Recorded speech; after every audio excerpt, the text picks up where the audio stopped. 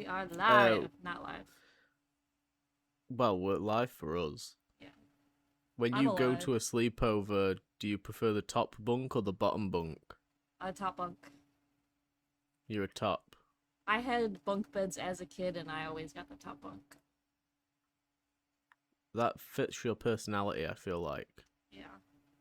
See, I don't like heights, Hmm. so I'm a bottom bunk. So it works out. Yeah. If we had a bunk bed right now, oh my god, that's the goal. That's the Podcast, goal. but it's in a bunk bed. Yeah. So that we don't have to look at each other. Yeah. We just lay there staring up. We've had a very, very, very busy week. We've had a busy couple of weeks. I feel like there's always, like this last month, I feel like just everything has happened. Yeah. I'm like, Supergirl came out, and it was horrific, and Spider-Man, yes, There was only one Spider, in that movie, yes. yeah, the Spider Fella came out, and that was brilliant. But and then like fucking Comic Con happened, and then D23 happened, and we watched Game of Thrones, and all of that happened, and House of the Dragon finished, and there's just been so much to talk about as Yeah. we've got fucking a backlog that we might not get through all of it today, but I don't care, it's fine. Just as long as we can do some stuff. I'm hoping that just nothing happens for a while. I mean, I think we'll be okay because Surely we're gonna nothing have to until wait. Vision Quest.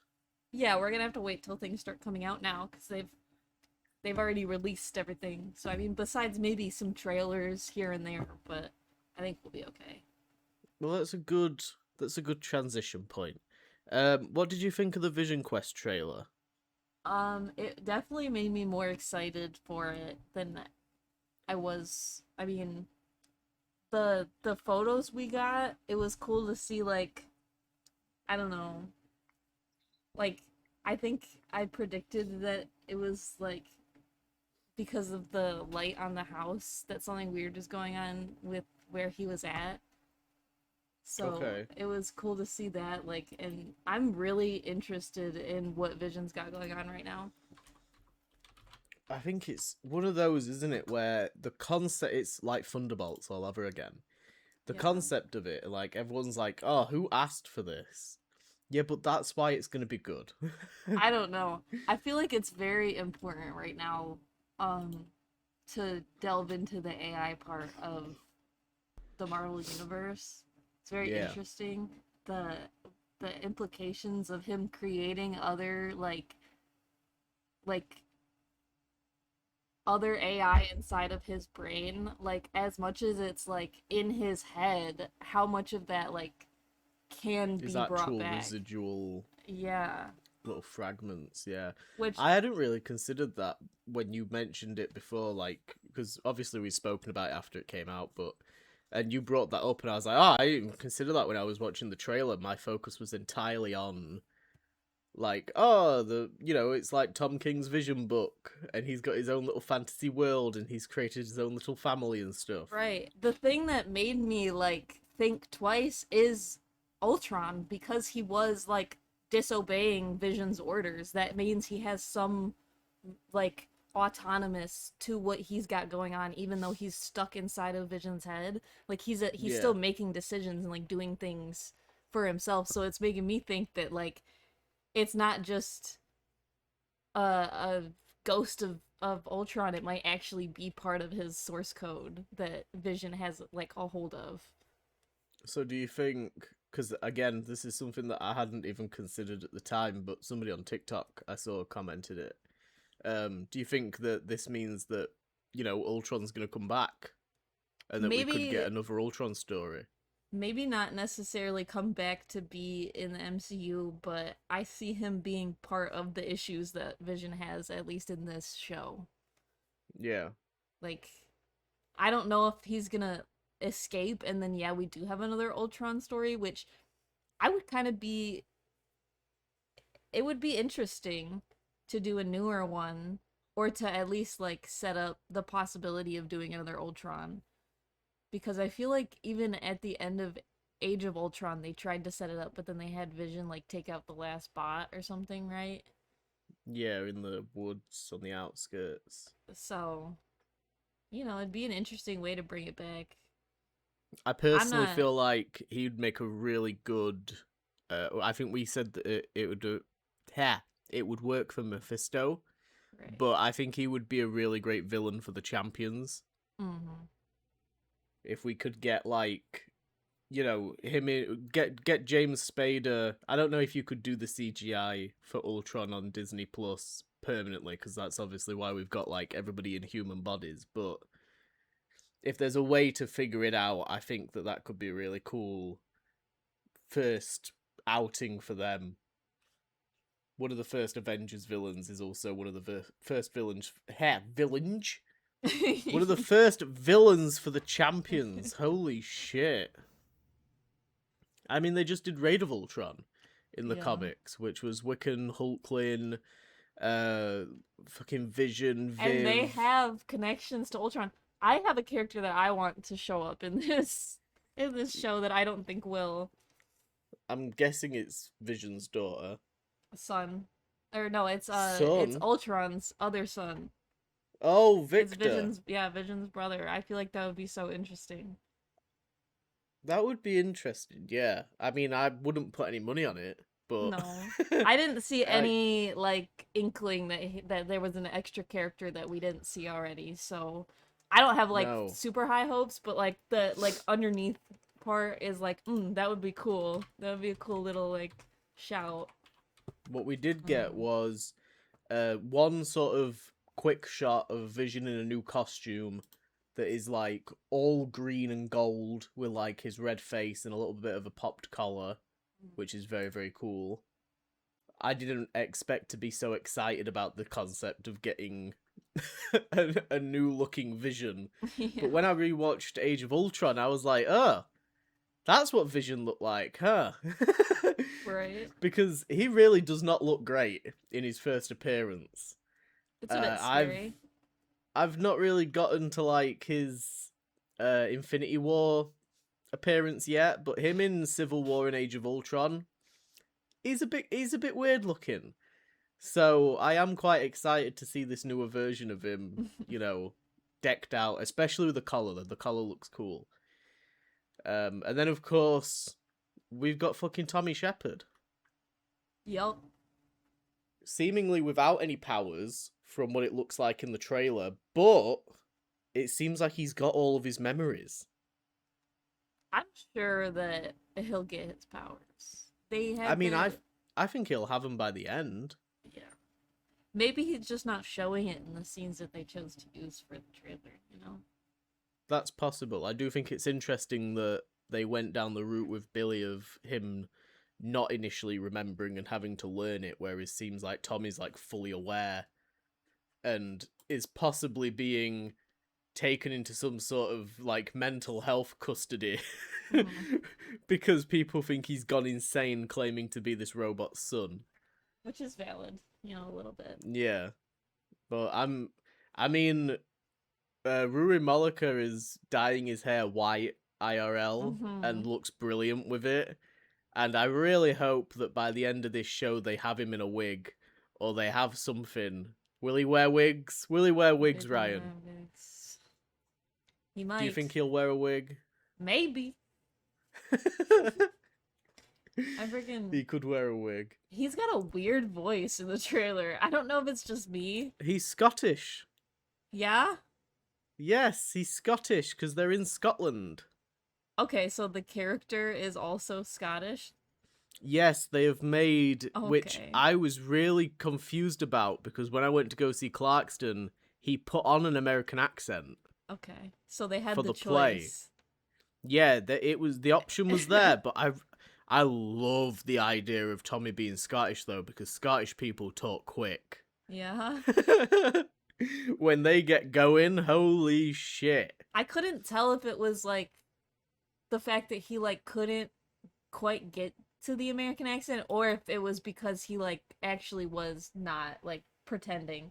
So that really confused me. I'm glad that you said that because that makes a lot more Yeah, sense. fully Scottish. I was Okay. so like shocked and happy. I was like, yes, we haven't got a Scottish superhero yet. That's cool. And Tommy, I don't know, it That just is makes interesting. sense. I could I see him think, being Scottish. yeah, it makes sense more than for other characters, considering he could have been sent anywhere in the world, you know? It didn't Yeah. necessarily have to be somebody in America. But yeah, so the whole premise for anybody that hasn't seen it, we won't dwindle on it for too long, but the whole premise is that Vision has gone back to the pub or the little taverny sort of place that him and Wanda used to stay at. It's like a little B&B kind of pub place. Mhm. And he now works there, and because he's trying to figure himself out after he got all of his memories from the Hex Vision, and at night time he goes into standby mode and lives in this fucking grand Budapest hotel style menagerie house with all of the other Stark robots that are all kind of like his siblings because they're all Tony Stark's kids. Right. And so is Ultron. You've got like, I don't know, I find it kind of weird that Ultron is Vision's dad in this, because shouldn't they be like brothers? No. Cuz Why? Ultron is the one who made Jarvis was there Vision. first. Oh, the body, the Right. body. Yeah. I suppose. It was supposed to be Ultron's body, but then he like got a consciousness of his own. But all of that was from Ultron because Maybe Ultron they'll was comment. created with the stone first and then Vision. Maybe It's they'll really, comment on that because Jarvis is in this. yeah, it is kind of weird. I mean, if you think about it, Jarvis and Ultron kind of worked together to create that baby. So maybe he's got two dads. And then his grandfather. Right. Okay. Anyway. Mhm. um. What's your opinion on the new Percy Jackson trailer that happened at D23? It made me so happy. I am like, I'm so excited for Percy Jackson. I want them to make Percy Jackson stuff forever. I never want it to New end. images of Daphne Keane as Yes. Artemis The Hunters of and Artemis. I never thought we'd Zoe get here. Nightshade.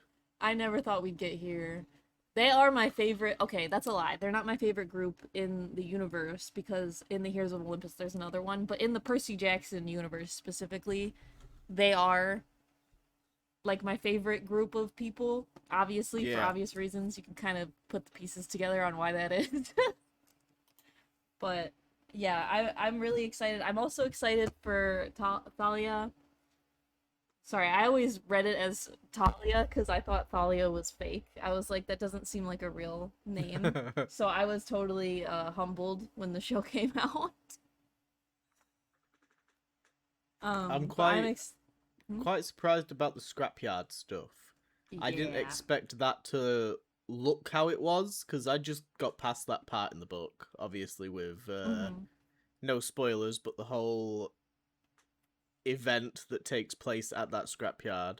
Yes. I was really curious how they were going to do that in the show, because when you're reading it and you're like, oh, X character climbs into this giant's foot, I'm like, how the fuck are they going to do this? And then when they showed it, I didn't even realize that was the scrapyard when they kept showing all these like deserty scenes, and then right at the very Yeah. end they've got that cool shot of him uncapping the pen and it turning into the sword, and he's at the feet of the giant. I was like, Right. okay, this is gonna be like the episode 4 of season 2 where they're doing the big Charybdis kaiju moment.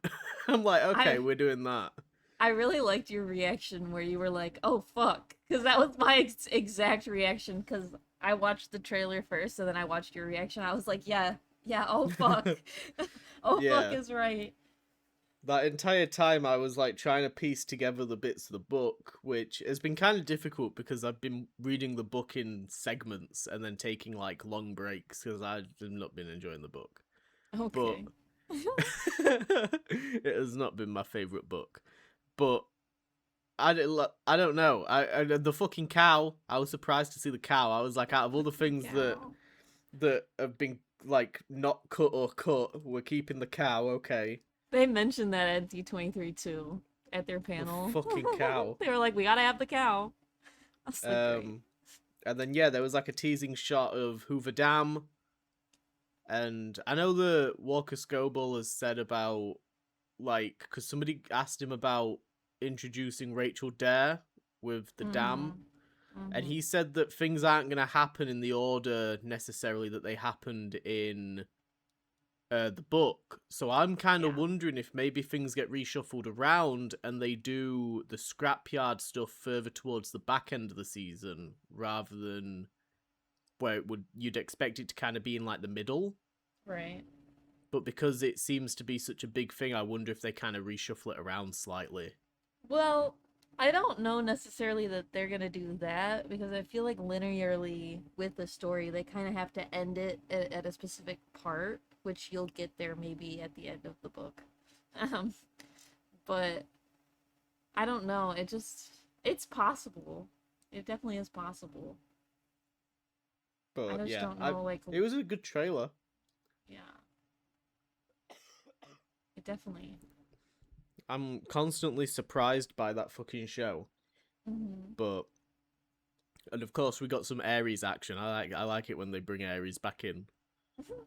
I It think just it's pops up for a smart second. not to introduce Rachel yet, specifically because like if you get an actress for her, like she was technically supposed to be in the last season, you know, and then they just cut Was that she? like kind of whole scene. Yeah, she's at the school that he goes to at the beginning of the book. Is There's she? like a little cameo, yeah, but it wouldn't have made sense because then you have this actress that now He looks doesn't like name her. her though, does he? No, no. Oh. They don't like know each other like that. But he later on he like recognizes her, I think. Anyway, Okay.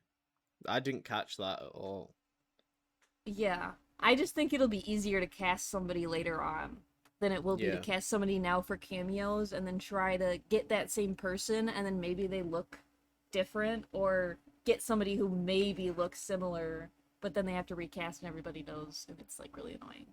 So I do kinda think get as why. well, if said character doesn't really have anything to do yet in this book, which I don't know because I haven't finished it, but if she doesn't and she's just in this one scene and she's going to pop up in the next book more, you wouldn't want to cast an actress to introduce this new character that then doesn't have any context because we might not even get another season. Right. So if people are watching this, they're going to be like, oh, who's this random person? You like when we watched fucking Doctor Who and River Song pops up. Yeah. And then you don't find out anything about her for like another season. Right. It would be like that kind of scenario, which unfortunately, you know, Doctor Who had the advantage of being it On got like air greenlit for forever. like yeah, it got greenlit for Literally. like fucking 3 seasons at a time, whereas Percy Jackson is kind of touch and go at the moment. I'm surprised it ever stopped. I expected that show to literally be for eternity. Well, as the people on the internet say, go woke, go broke. It really is like the smartest way to have a TV show run. Like you literally can just have a new cast of people every 2 seasons, sometimes 1 season. Insane. It's brilliant if as long as you've got the stories for it. Yeah. But I mean, we watched the peak era, so we've got a biased viewpoint. Okie doke. So yeah, we had a new Oh my Doomsday god, trailer. I just realized I never What? watched the Doomsday trailer. What, the new one? The fucking I Am Doom one? Oh my god, I got distracted and I never watched that one. Well, we're gonna have to watch it. Okay, so now that you've seen the Doomsday D23 trailer, what do you think? I am doomed. It's so That's what I good. think. It is pretty crazy. So fucking cool. That should have been the first trailer. Yeah. Like, what the fuck was that first one that they released? Maybe they realized that they didn't hype people up enough and they were like, alright, come on, guys. I think so. I mean, have you heard the news about the pre-sale tickets? Yeah, I mean, you've been telling me. some very yeah. things, I but I said briefly, but like it's breaking records for the amount of pre-sales. It's making 65% more money than Spider-Man Brand New Day did. what the fuck? And just in pre-sale tickets for North America, like we can't buy tickets yet anywhere else in the world. I think everybody who's been saying that the MCU is dead is just kind of wrong. It was a hype. Where I haven't seen the word superhero fatigue mentioned in months. Yeah. It's bullshit. It's just a fucking I think it's just when people people dislike a jump movie, on they it. think, "Oh, it's over." And they can't like reconcile the fact that they could bring it back with like something that people will enjoy, you know? I'm Spider-Man still just a hit little 2 billion. right. Like But Spider-Man's Spider-Man. An Avengers film I feel like it's different. Spider-Man will make money no matter what he does. do you want to know what's fucking insane though? Yeah. Brand New Day is now the highest grossing Spider-Man film. It's Mhm. topped out No Way Home that had the nostalgia bait in. Right. So No, it's I expected proved that. that like now we don't need the nostalgia bait. We're gonna get it anyway with Doomsday, but the MCU is not fucking dead. This whole Mhm. like superhero fatigue cape shit trend that has happened over the last 2 years, I feel like it's spurred out of a string of MCU films that weren't massive hits, like the Marvels, like Thunderbolts, like Captain America, but it doesn't mean that they were bad movies. Right. It was just, it seemed to be, and unfortunately it was the Marvels that did it. It was like a 1-2 punch of Ant-Man 3 and the Marvels that was like a roll-on effect. And I mean, apart from Deadpool and Wolverine, which was like the outlier at the time, every other Marvel movie that came out did crap and just didn't do the numbers that it was supposed to do. Even though we had a really good year with like Thunderbolts and Fantastic Four, and if you liked Captain America, then Captain America. Yeah, I do think there's something to be said about like how the Avengers are a little bit more for like overall audiences, and those overall audiences aren't gonna like really want to go see superhero movies back to back to back. So that does kind of do them a disservice because of the fact that it's just like if somebody here like they'll obviously know that there's a character that they know in the film, but they're still not gonna really be swayed to like go see that one specifically because it's not like the big Avengers movie. Yeah. I also don't understand why Captain America has to be in this movie. He's not done anything in any of the trailers, He's and I just just gonna don't get it. be fucking black shirt and pants guy because he doesn't even have his Uh, costume on. ah, The what's the issue is point of they've that? put themselves in a fucking corner because they want to bring Steve back for the nostalgia bait and they've like wrapped the story about him, but they can't put him in the costume because then that devalues Sam. Right. But then you've got this fucking literal like Steve Rogers in a fucking t-shirt and jeans surrounded by superheroes and it looks I don't ridiculous. know. Yeah, I don't know why. I really feel like if they hadn't brought him back, it still would be a good movie. I don't understand like what he brings to the table that you couldn't just get another heavy hitter. He's not even like the heaviest hitter they have. Not It's even close. purely I think just the story.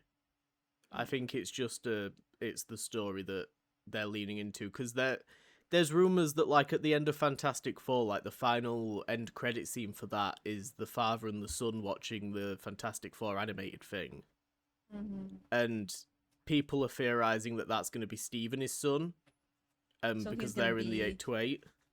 interesting. So I think it's purely for like story related reasons that he's there. But I don't think they should have given him like a nomad costume, make his Captain America outfit black and take off the fucking star. Like Yeah. do something so that he fits in. Because they do that pan between like fucking Magneto looking like shit, like he's just been through the hells, Gambit looks like someone's just died, and then it pans to Chris Evans, who's just looked like he showed up for the day. So Doom definitely came to the X-Men universe, right? And so the Fantastic Four took the Avengers to go to the X-Men universe to like stop Doom. I'm so confused as to what's going on. I think this is the plot that I think that I've sussed out from the trailers. I think that Doom has gone to the Fantastic Four at the end of that film, right? To go get Franklin.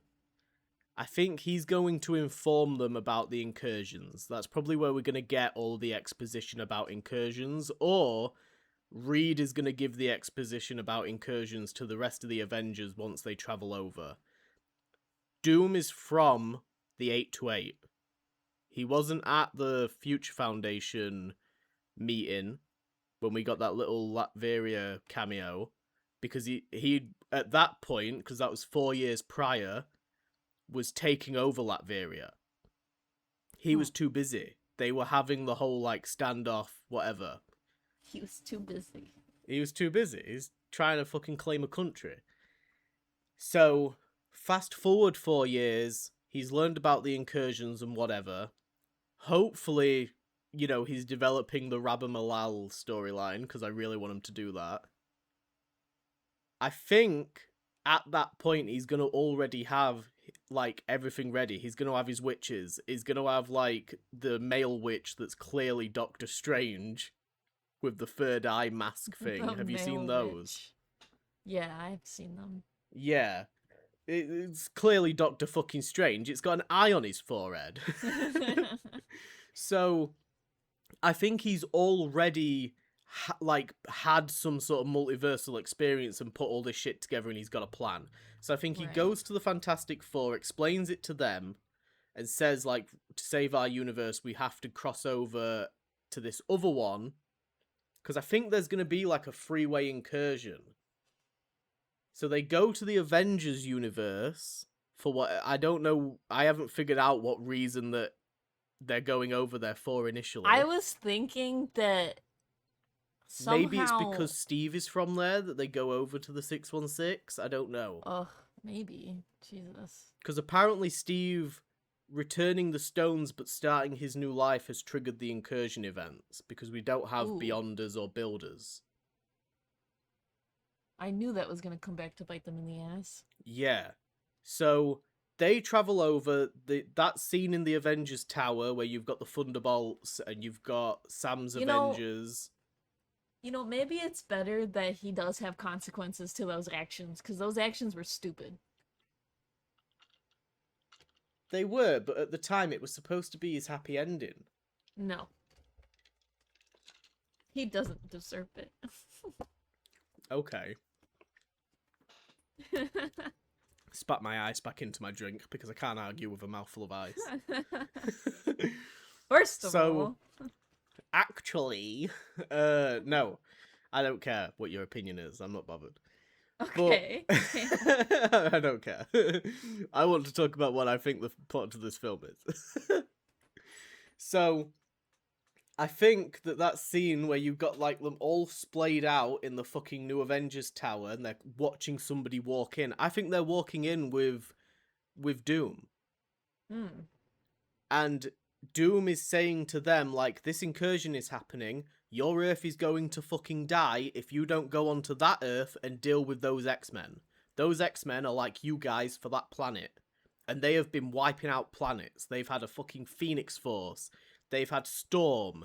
They've had Rogue that have all sacrificed themselves destroying planets. So you fuckers need, because they're the most powerful, all of you fuckers need to go over to that planet and wipe it out. Because he needs that planet gone. He needs both of these planets gone. So one of them's going to go, and then he'll deal with whatever's left. So I think that's why the Avengers go to the X-Men universe, is to wipe them out. They're fighting the X-Mansion and all that. And then at some stage during that, they figure out what Doom is doing, like pitting them against each other, and that's when Thor goes after him. Because there's going to be that revelation of, nah, it's been Doom wiping out planets. and then you've got the big showdown. Because how Mm, else has he got the runes for Captain Marvel and Thor unless he's taken out planets with those heroes? right, that's what my immediate thought was. I had the, I don't know. Yeah, I was assuming that the New York was Doom's fault, like the dead New York, and like So that's on the X-Men universe, and he's like trying to destroy that universe, and like now the heroes are like, yeah, wait a minute, this is fucked up. I don't know if Now we it's have to try to true. fight Doom. There's a theory that we're gonna see the X-Men take out Tobey Maguire's universe. That's I've heard that too. Yeah, I think that there's a chance that when Ian McKellen was like, "Oh, I was destroying New Jersey," I think he could have been destroying Tobey Maguire's New York. I guess we'll see, but I don't know. Apparently, The they arguments for that are like crazy online. I'm in that mindset of like I don't really care because I don't have that much nostalgia for Tobey Maguire, but I'm happy to see it happen. Like I'm happy to see these two fucking universes pit off against each other. Sure, let's go. It's just crazy how anti-mutant some people get when Spider-Man's involved. Oh yeah. They like say the craziest things. Um. So yeah, that's what I think the first half of that film is gonna be. Yeah, that's Is interesting. like they think Doom is on their side. They figure out that he's not, and that he's actually this fucking genocidal maniac that is destroying planets. And yeah, I wonder if that means that he's killed Photon if he's got that Captain Marvel rune. It is kind of crazy they don't have the Beyonders and stuff. There was rumors that we could get a Beyonder because people were saying that Robert Pattinson was going to play a Beyonder. Like the Beyonder in the Holy disco shit, outfit, which would have been cool. that's funny.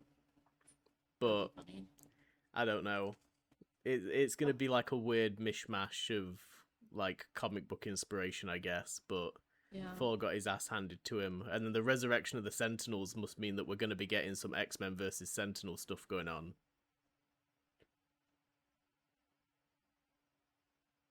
Whether it's like I don't know. I was kind of surprised when Sue was giving the talk about Victor to the X-Men and the Avengers, and it panned to like Magneto, who looked like he'd been in a fight. Uh huh. Because I thought that the Avengers would attack the X-Men and somehow like Doom would take advantage and actually wipe out the X-Men in the first half of the film. But now I'm kind of curious if she's giving that explanation as to like I assume that's after Doom's turned on them. Mm-hmm. That must mean that they're in it for longer. Perhaps So fuck that's more knows. exciting than them just being wiped out and used as like genuine nostalgia bait. So that I was wonder if originally definitely any my will like appear in Secret assumption. Wars. Hey. Very very intriguing. Probably not Magneto and Charles Xavier. I think that they should let those guys rest a little bit I after mean, this movie. Xavier always dies at this point, Yeah, yeah. but yeah, I don't know. Oh my How god. do you feel about them? Because we'll get onto it later, but how do you feel about them introducing new X-Men while we're also nostalgia baiting the old X-Men? I don't care.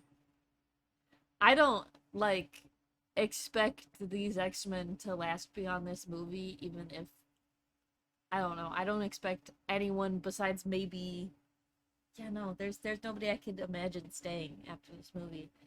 So I don't really I would rather have new X-Men as opposed to even bringing back the old X-Men. Like this is fun for sure, but like I really want more X-Men stories. I want to be able to see them on the screen again.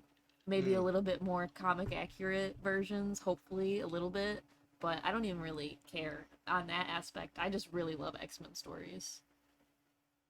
I have seen a lot of people questioning that, but I think that at the end of Secret Wars, I could kind of see them doing like this is the new 616 kind of epilogue sort of scene and like the camera panning towards like the Charles Xavier plaque at the front of the Remember mansion or something. remember in the Flash when they brought everybody to the same universe? It's gonna be the Oh same yeah. thing, guys. It's been done before. We'll be okay. Mm. We'll be okay. Do you Controversial think opinion. this I will quite end? like the Flash. Do you think I like the Flash too? Where the Do you show or the think film? Oh, I meant the show. I meant the I film. forgot they made a film. Okay, carry on. Do you think that they'll have a multiverse after this movie, or like do you think this is No. where it boils down to be one linear universe? I think it'll be one linear universe, but I think you're probably gonna get more team ups and Right. more kind of like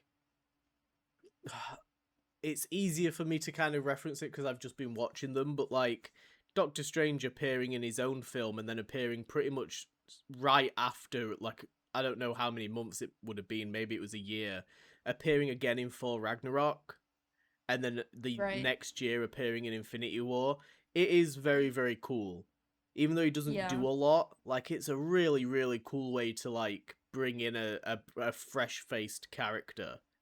So when, like, we were discussing, like, off recording about how Nightcrawler's rumored for Ghost Rider and how Storm could be in Black Panther, I think if they continue to do shit like that, you can get away with, you know, you don't need an Avengers Midnight Suns film if you put the Midnight Suns in a Blade movie, or if you put the Midnight Suns in a Ghost Rider movie.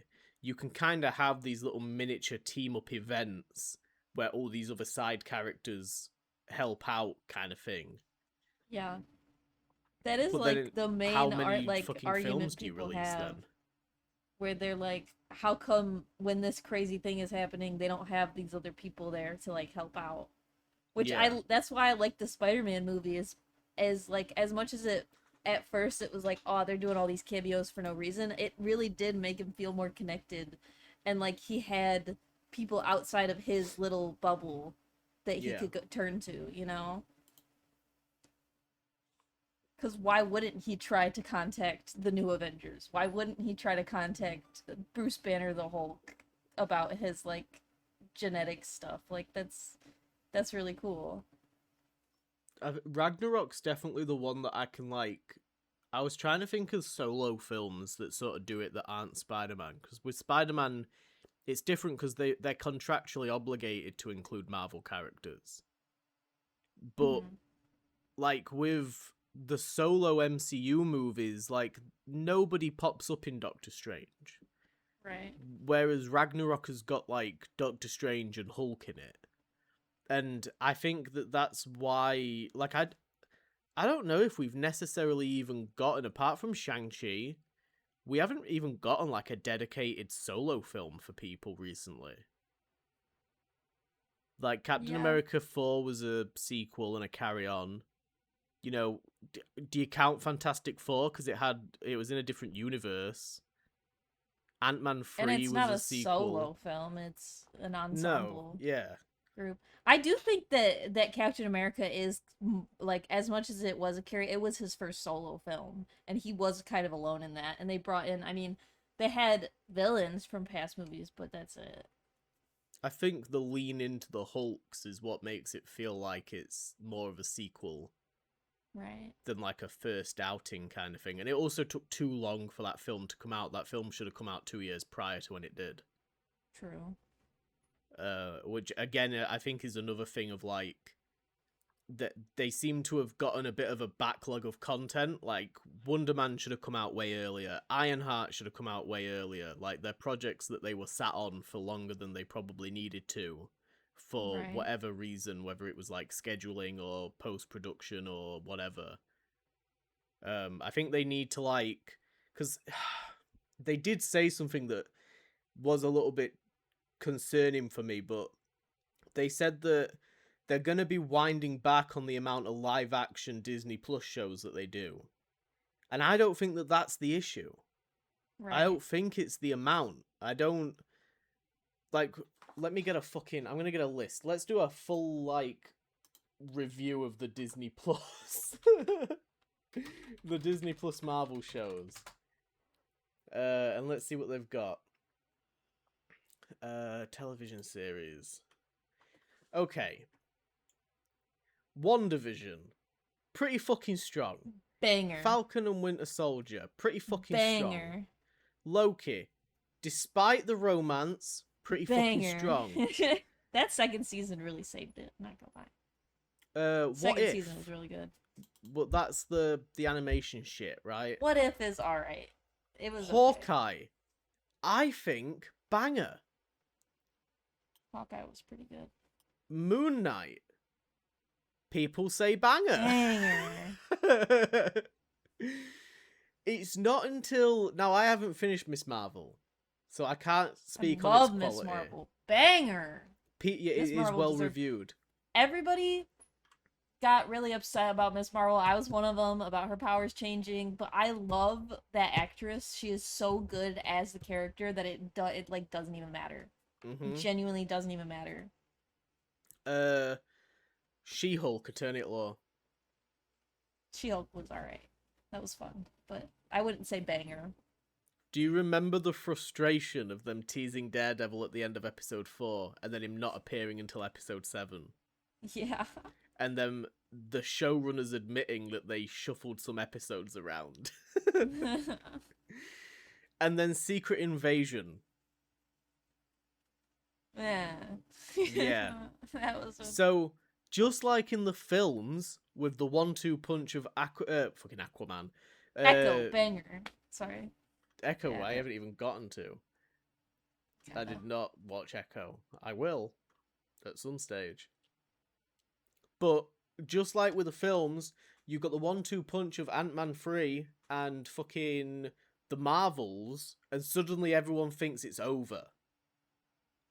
Yeah. And it's the same with the Disney Plus stuff. Suddenly, you've got the 1-2 punch of meh TV shows in the form of She-Hulk and Secret Invasion, and everyone thinks it's over. But when you look at the fucking...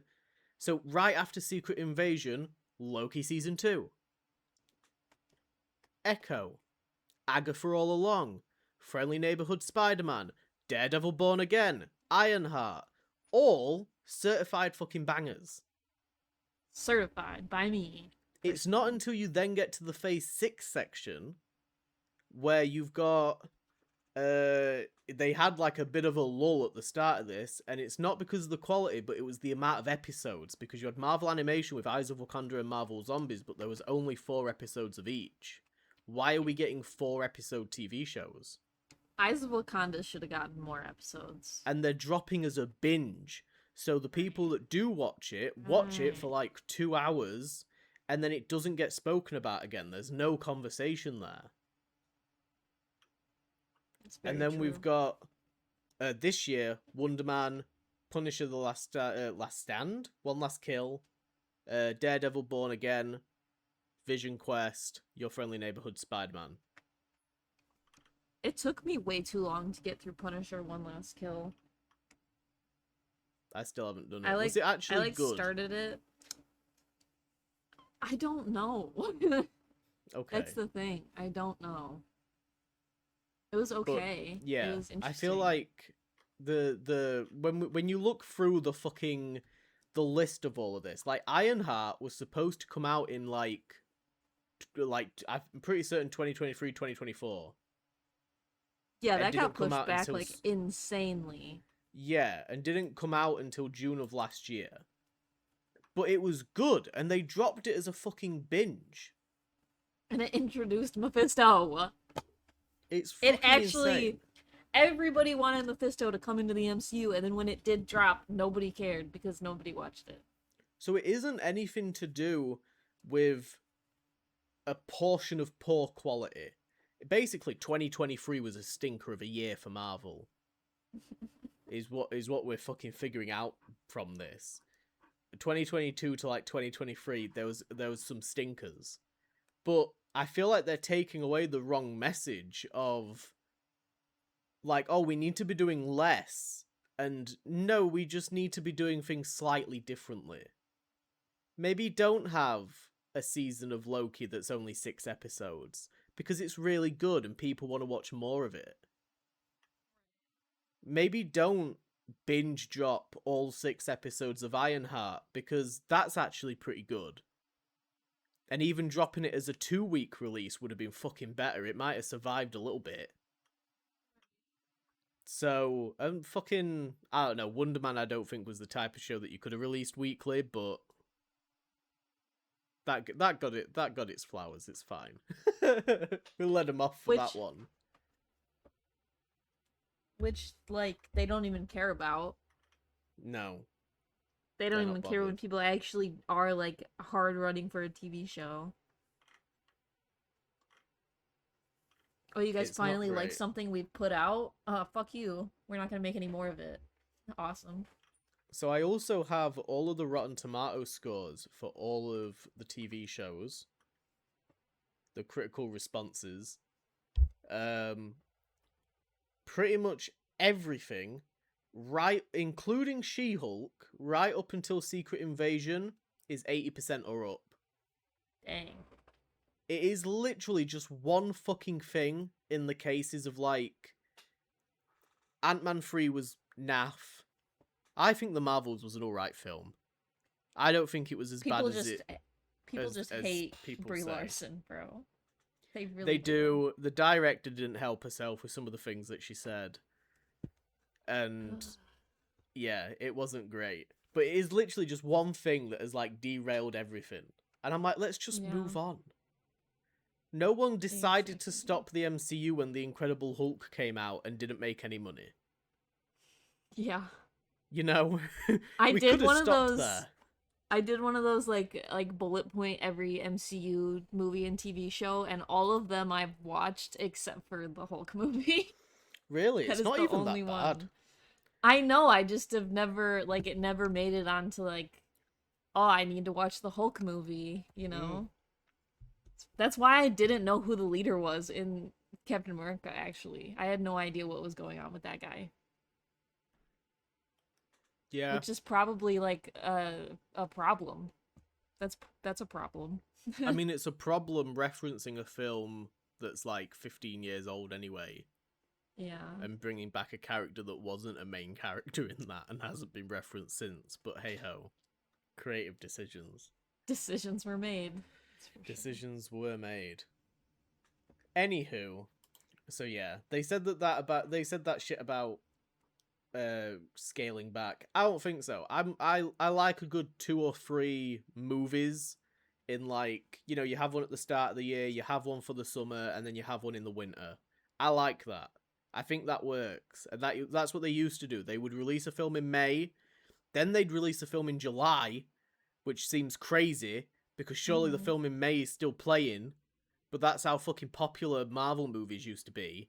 And then they'd release one in, like, fucking October or November or something. Yeah. And I think they should stick with that. And then 2 TV shows in between. Yeah, 2 fucking... If you've got to make them 8 episodes, then fine. I'll take your 8 episodes, but do them weekly so that they bridge the gap in between the longer portions of the films. You know, you don't need a TV show coming out in June, because in May and July you've got films. But you need a TV show coming out in fucking February.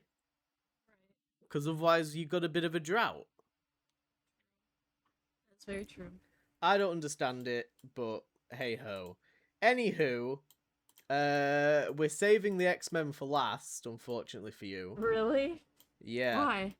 Because we've got a shit ton of DC stuff to talk about. Okay, but we're talking about all Marvel stuff. Let's talk about the X-Men. Yeah, but then we have to end on a negative with the DC stuff.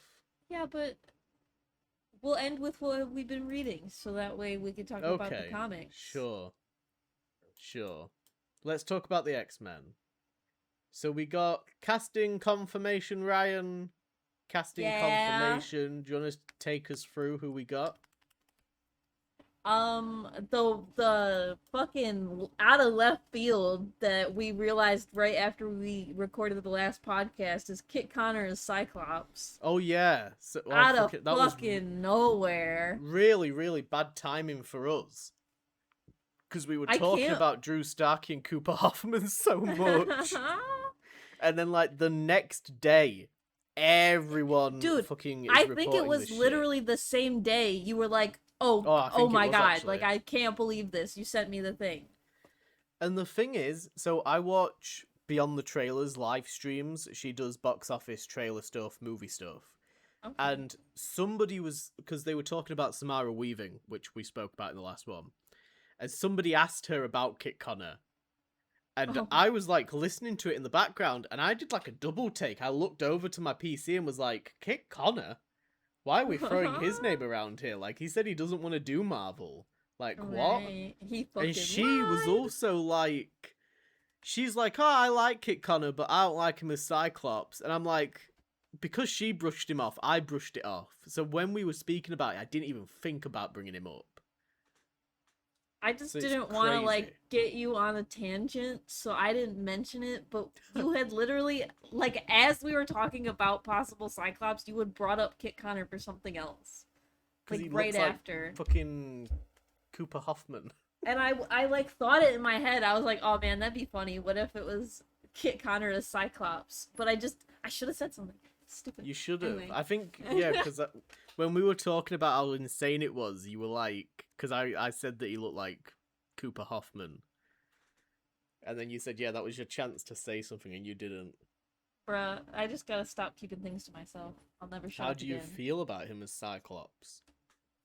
Um, I I don't care. I don't mind. I You're not think a big he's Cyclops fan, or you're not a big Kit Connor fan? no. I'm a Kit Connor fan. Um, I think he'll be cool as Cyclops. Honestly, like I Isn't it was like, pleasantly surprised when they announced him and not Drew Starkey. I was like, thank God. isn't it insane? Just like the fact that we're in a world where we're saying that sentence. Yeah, I know. It Kit is Connor is nuts. Cyclops. We're like, what? A couple years ago, that would be like just You're insane. the And person that told me to watch Heartstopper when it came out. really, Yeah. that's hilarious. You were I like, still have to watch the movie. Oh my god. because I didn't see any promo for that when it released, and you were like, oh, Netflix have just released this show, and I think you should watch it because I think you'd really like it.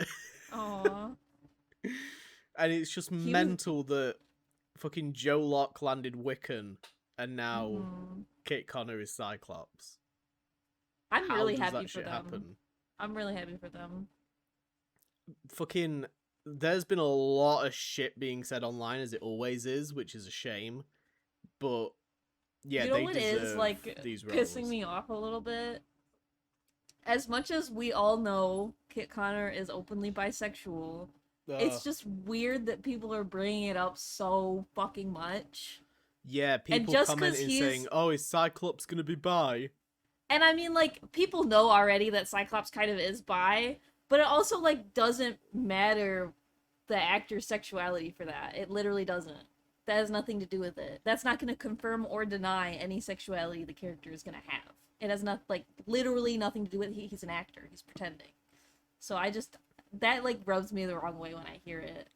Somebody posted a TikTok about it, and Mm-hmm. in the comments, one of the top comments was like, "Oh, the X-Men cast are getting lore-accurate, discriminatory comments made towards them." That is like what it feels like, genuinely. Everybody Yeah, is like on Samara Weaving, like they're like, I love this casting, and then everybody else, people are just like crickets. yeah. It's insane. Which, I mean, Samara Weaving is pretty much Emma Hold up, Frost, hold but up. People saying that Kit Connor's not in shape to play oh yeah, no, Cyclops. Even though, like, he's insane. just been filming Elden Ring and he's built like a fucking brick shithouse. This is where you need to put a picture of Kit Connor above the podcast so I that everybody can just see that. when he got cast, my concern was like, I was like, oh, but Cyclops is like tall and lean. But then like pictures have come out of Kit Connor, and I'm like, never mind. Cyclops is going to be built like a rugby player. Yeah. He's gonna I be was able to worried fucking about shoulder tackle somebody. because I did think of Kit Connor as very like a soft actor because of like his role in Heartstopper, which is probably my own like biases from what I've seen of him. But like I've never seen Cyclops as a super emotional character. So who knows what is gonna come of that. See, I think But maybe it's because I prefer. God fucking trigger warning. Maybe it's because I prefer the Ty Sheridan Cyclops over the James Marsden Cyclops. I do find okay. him more of an emotional character because they explored that a little bit more in those films. Like, do you know Interesting. when he rips the fucking school apart with his eyes Oh and then he's yeah, like yeah, yeah, scared yeah. to take his blindfold off and stuff? Yeah. I can see with how his acting was in Heartstopper Forever. There's a scene in a car where I don't want to give you any spoilers until you've seen it, but there's a scene of Kit Connor in a car where he has like a breakdown, and it's really fucking emotional. And I'm excited for him to inject some of that into Cyclops, especially if they're doing Mr. Sinister and like the orphanage stuff and the experimentation and like really get dark with it. I'm quite excited. Yeah. I want to see He's got the Cyclops range. scream. Yeah. We need that like that moment from the Doomsday trailer where he rips the optic visors The off and the blast visor, comes out. Yeah, that's the shit we need to see Kit Connor doing. yeah. But I don't know. It's a left field, and left wing, I guess. It's a left field pick. But yeah, I think it's a solid one. Who do you want to talk about next? I mean, I'd already brought up Emma Frost. I feel like people have talked so much about it though that I it doesn't think even matter what we say. the thing that's developing with this one though is that she's the person out of the cast that is leaning into it the most in terms of social media. She's the one that seems the most excited, and that then makes me more excited because if she becomes Emma Frost in real life at this point, like that's RDJ becoming Iron Man. She could do a really good character like where she when she goes to like press stuff where she would act like very I feel like she could do that really well for Emma Frost. When they had fucking Yaya turn up and pretend to be Simon Williams at the Fantastic Right, Four premiere. yeah. Like on the red carpet as Yeah. Emma Frost, like in a whole like white like ensemble, like Oh my okay, god, the yes. red carpet outfits are going to be insane for her because you know she's going to lean so much into it. Yeah. Every single time she shows up, it's going to be like an Emma Frost Hellfire Gala fucking But turnout. I do think that if anybody else on this list lent into it, besides like maybe Sadie Sink, like lent into it a lot, people would be like, "Oh, they're doing too much." Yeah, no, I agree. So that's what is like if Indy Neveretti posted on Yeah, her story about some shit, people would be like, "Oh, she's too into it." yeah. So it just kind of is sad. So I do think Samara Weaving has the best like chance of being super into her character because people are like already She's a like clean so on sweep. top of it. Yeah. She's a clean sweep. There's Plus no she's upsetting people with her. yeah, and she's like I don't know. It's weird, but She's the one casting that you can't, no matter how hard you try, you can't pick a fault with it. yeah. Everybody else, you can like nitpick and try and find something. You know, I can be like, Which oh, they Kit Connor's will. too ginger for Scott Summers, or he's not tall enough, or blah blah blah. You know, Too ginger. even though none of that shit matters, Right. but that's what people are doing. Whereas with Samara Weaving, you can't do that because she's literally Emma Frost. Yeah. I do really want to talk about Indy Navarrete as Rogue though. Let's I do it think because I had an this is interesting reaction to this. I'm so happy. I Of wasn't anybody, expecting you to be. I was very like anti everybody who everybody has been saying should be Rogue. Like I people have been fan casting Odessa Zion, and then like they Oh yeah. there was the rumor that Kaylee Spaney was gonna be Rogue. I was like, this is Mm-hmm. stupid. You guys don't get it. Or what's her face? What's her fucking name? Uh, the other curly haired girl. that everybody wanted to be fucking Rogue. And she's like tiny. I don't know. They're all tiny. That's I the can't thing. And remember. yet now everybody has a problem with Indy Navarrete being short. I think that she actually has the like potential to like bulk up a little bit more, or like at least embody the character in a way that's believable to be like a powerhouse at some point in the story. I didn't see it with any of the other like girls that they were bringing up. I was like, these like Yeah, they're I do agree so with you with that. like frail. I just didn't I saw them being like frail Rogue, you know. Not not necessarily that specifically, but I do agree with you, like the double standard of, oh, we want Kaylee Spaney. It's like, yeah, but Right. she's the same height as Indy Navarrete. I don't know if she actually is, Right. but she might be like an inch taller, or an inch smaller, whatever. It's a minimal amount of difference, but somehow Indy Navarrete is the wrong person to play the role. Mhm. I do And think that people that's are a saying weird. she can't have curly hair, even though that's like the easiest thing to make somebody have on planet Earth. They're But saying she can't Rogue possibly. doesn't Sorry. Rogue has like it's Rogue has different hair. Yeah, Like when always. she's in her green Brotherhood outfit, she has like straightened hair. It's Sometimes she depends. just has the blowout. Sometimes It it's curly.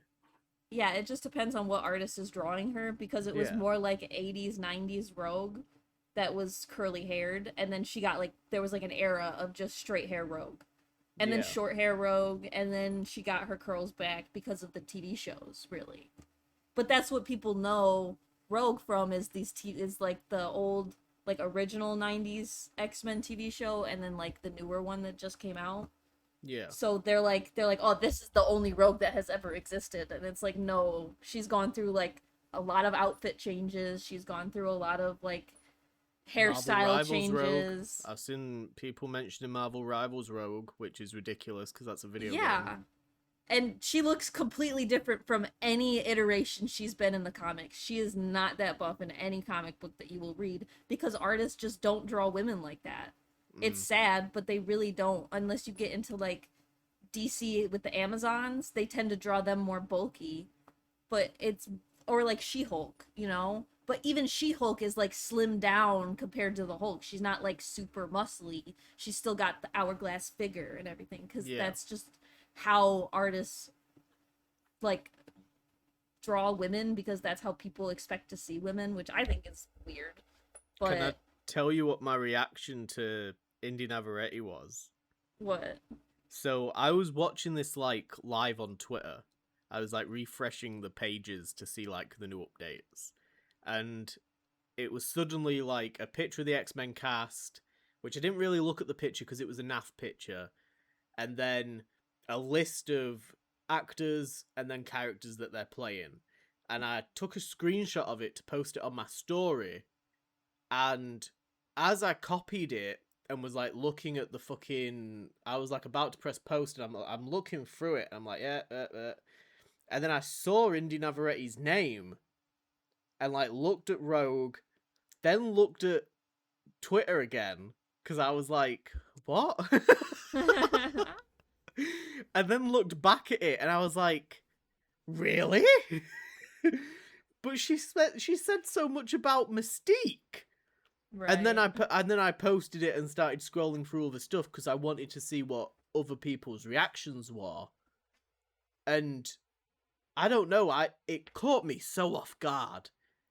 Like out of all of them, I was like, "Oh, Kit Connor, yes!" You know, like you're going through Smile Weaving, Yeah. brilliant. You know, the rest. I don't want to like drop names because we're going to talk about them, but whatever. We're going through the rest of them, and then Indy Navarrete, and I'm like, "Oh, I'm so happy that she's like gotten an MCU role." But Mhm. Rogue? Like, it It's wasn't at incredible. all in my brain that that was a fucking, like, a thing that could happen. You know what's fun though? I'm sure She you'll could tell me. still end up playing Mystique at some point, but just Mystique as Rogue, which is really exciting for me. I don't know Well, why. that's true. You I and would your fucking love to Mystique see Rogue that. Nightcrawler shit that you got going on. Yeah.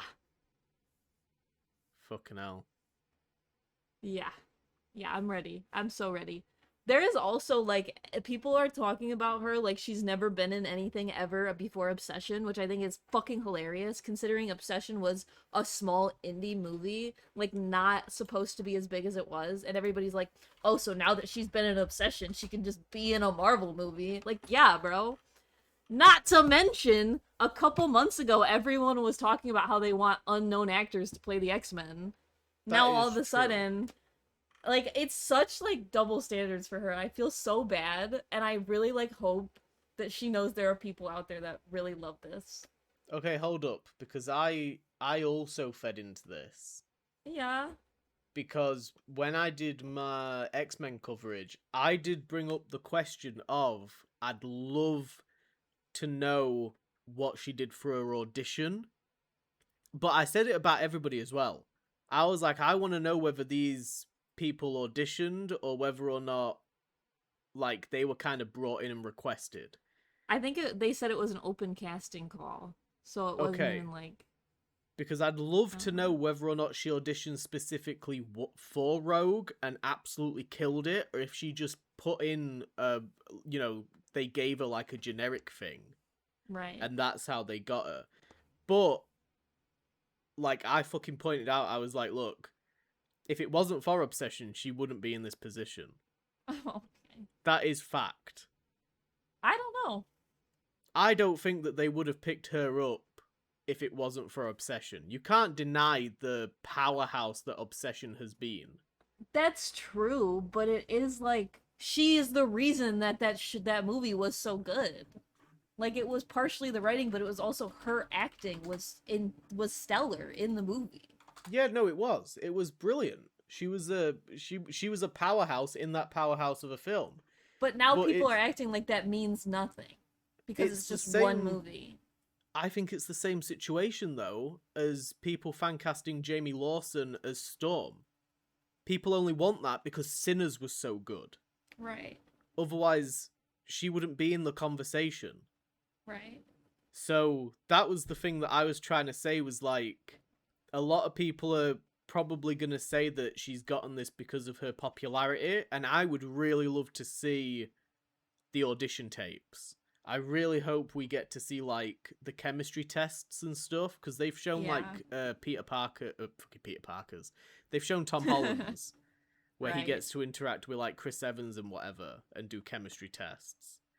Oh I'd yeah, I love would to love to see see some of all of those. them with Sadie Sink. Also, like to point out that pretty much everybody in this cast is like, I don't know if Indy Navarrete is. Everyone might be apart from her, but they're all like theatre trained. These are all Yeah. people that can get on a stage and do performances like for the people at the fucking back of the room, Yeah. which I think is really, really good for casting your X-Men.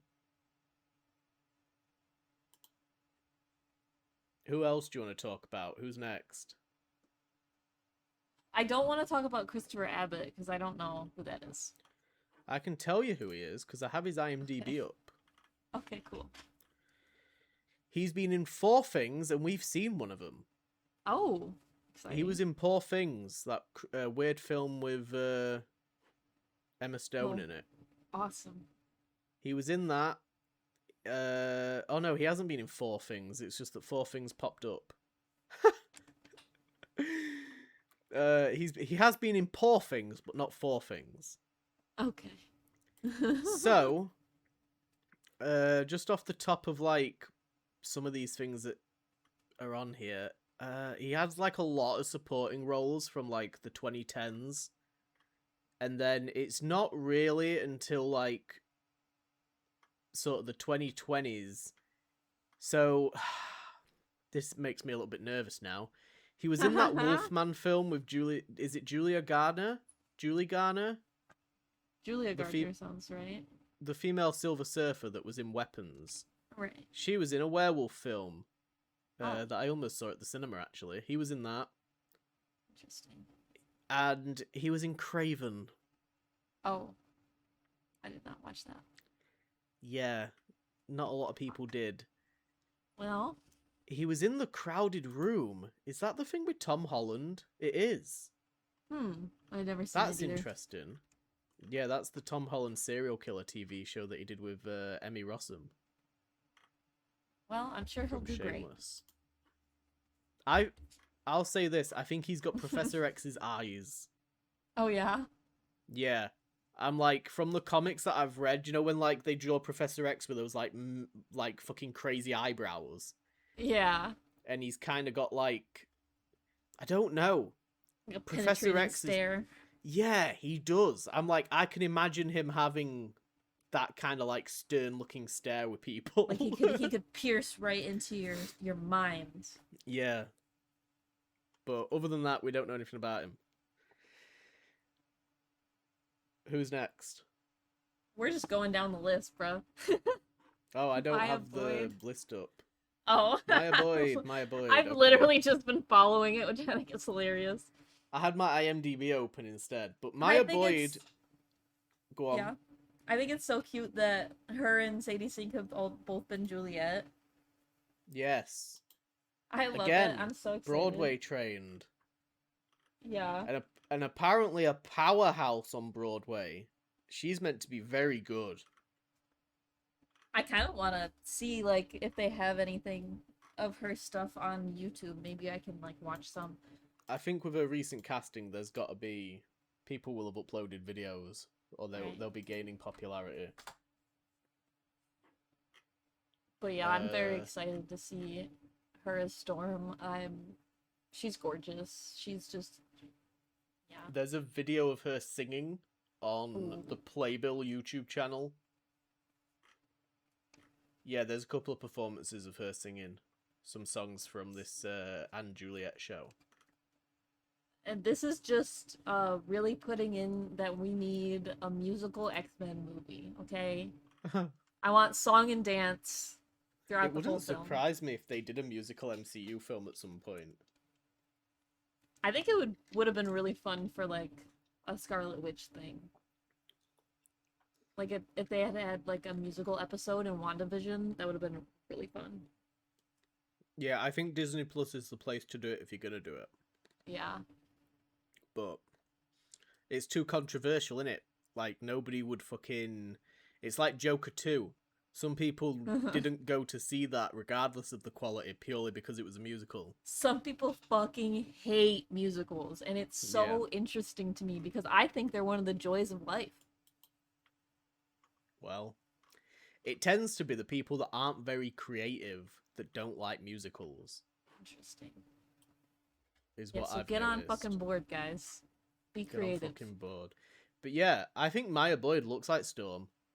Yeah. I think she looks brilliant. I can't wait. I'm like, there's not too much to say about her because we don't have any credits for her, but Considering how she looks the powerful part. that they've already made Sadie Sink, I can only imagine how powerful Storm is going to be in the X-Men movie. Please hear me now. She is meant to be pretty much a goddess. I mean, that is like a whole part of her character is that she's not actually a goddess. She has to like reconcile with that, but she is a goddess, you know. She is, in a way. I like the image of them all at D23, and then you've got Jake Schreier at the end wearing his like vibrant yellow shoes. I'm like, you wear those shoes. Go on, you wear those shoes. You wear those shoes. You deserve to. You do it. I'm curious whether or not, because Kevin Feige loves the X-Men. I really want to know how involved Kevin Feige was in this. Like, is he genuinely also really excited to see these actors play these characters, or is he kind of just like letting Jake Schreier go for it? I'd hope that he's excited because this is a really good lineup. After Maya Boyd, we've got Sadie Sink. We already know how we feel about this casting. Yeah. Generational. I thought it was really great that they had her out on the stage, finally able to talk about being Jean Grey. Yeah. And introducing everybody. I was like, oh, I'm so happy for you, because you were the best person in Stranger Things. It's for real. Like, Stranger Things Season 4 was carried by you. I'm so glad that you get to now do this as a reward. Well done. Now we need to get Caleb McLaughlin a role. We A do, wool? but a wall. A wool? A He needs a wall. he needs a little wool. A widow wall. I don't know what widow wall he could have. Something, bro. Something. And I already know what my fan cast for him is, but it would require the removal of Anthony Mackie. oh yeah. He's my new universe Sam Wilson. Hey, maybe they recast. Who knows? I don't know That what would be you could. sad. You could do a whole fucking video on who you would fan cast the Stranger Things cast as. I do find it interesting that David Harbour, Joseph Quinn, and now Sadie Sink are all in the MCU. Joseph Quinn made the most sense, considering his role was so small, but he had like such a big impact. And then he was so popular after, it was like insane. David Harbour was like, I was very surprised to see him. He's doing another film with Millie Bobby Brown. You think they'll kill him off? Oh, yes. That's interesting. Do you remember the rumors? Yes. It's very interesting. I'm curious whether or not, if those rumors were true, which it seems like they were true, but they've kind of like reconciled and it's actually been dealt with. And I'm curious if this is like them trying to prove it. Right. Like, look, no, everything is fine. We're going to do this film together where we play father and daughter again. Oh, yikes. Okay. Yeah. So they're definitely going to have to do press together and everything. Yeah. But it's a Netflix film, so it could just get swept under the rug if it's not good. Right. So they could not do any press for it because it's Netflix. Yeah. Except she does, like, so much press for Netflix stuff. Like, I think they she's were doing brilliant. They were doing Enola Holmes press, I watched and those I was lie like, detector videos. Not interested in this. I was like, I don't care at all about Enola Holmes or Louis Partridge, but I think she's funny as fuck. So I was watching those videos, and she spent the entire time on that lie detector thing calling him out on stuff. It was brilliant. Yeah, because of the Olivia Rodrigo stuff. You could tell that she really wanted to like push further into it. You could almost see him sweating. God. But yeah. And then Adam Driver is Mr. Sinister. Right, yeah. How'd you feel about that one? I'm just grateful he's not Magneto, bro. I'm just so grateful. Well, you made a joke about it on the panel. Thank you. He was like, what's Mr. Sinister's proper name? Is it Nathaniel Milbury or something? I have no idea. Why would I know that? I don't know, because you watch the fucking animated stuff. They don't even really talk about him that much. He's in, like, one part of the show. Okay, so at the D23 panel, he was like, oh, I'm here to announce that I'm playing Magneto. And then everyone cheered, and then he was like, oh, I'm just kidding, I'm playing Nathaniel Milbury. And there was crickets. Because nobody knows who Nathaniel Milbury is. That's fucking hilarious. He didn't even say Mr. Sinister. Yeah. And then I don't even think anybody heard him say, oh, I'm just kidding, in like, the room. It wasn't until after that everyone was like, oh, he said Mr. Sinister, didn't he? That's fucking hilarious. Why would they make that joke? What the funny. fuck? But you know what this means. It's funny they would use his real name after that. Oh yeah, his legal name. Whip out the legal name. Do you know what's fucking wild though? Is that there's still a chance that we could get Lee Pace. Right? I'm holding out. Chance. I'm holding out so bad. There's always a chance.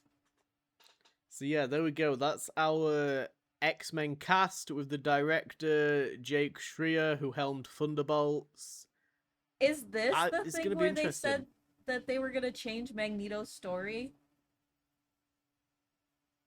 I've seen that floating around. I think that's a fan thing. Okay.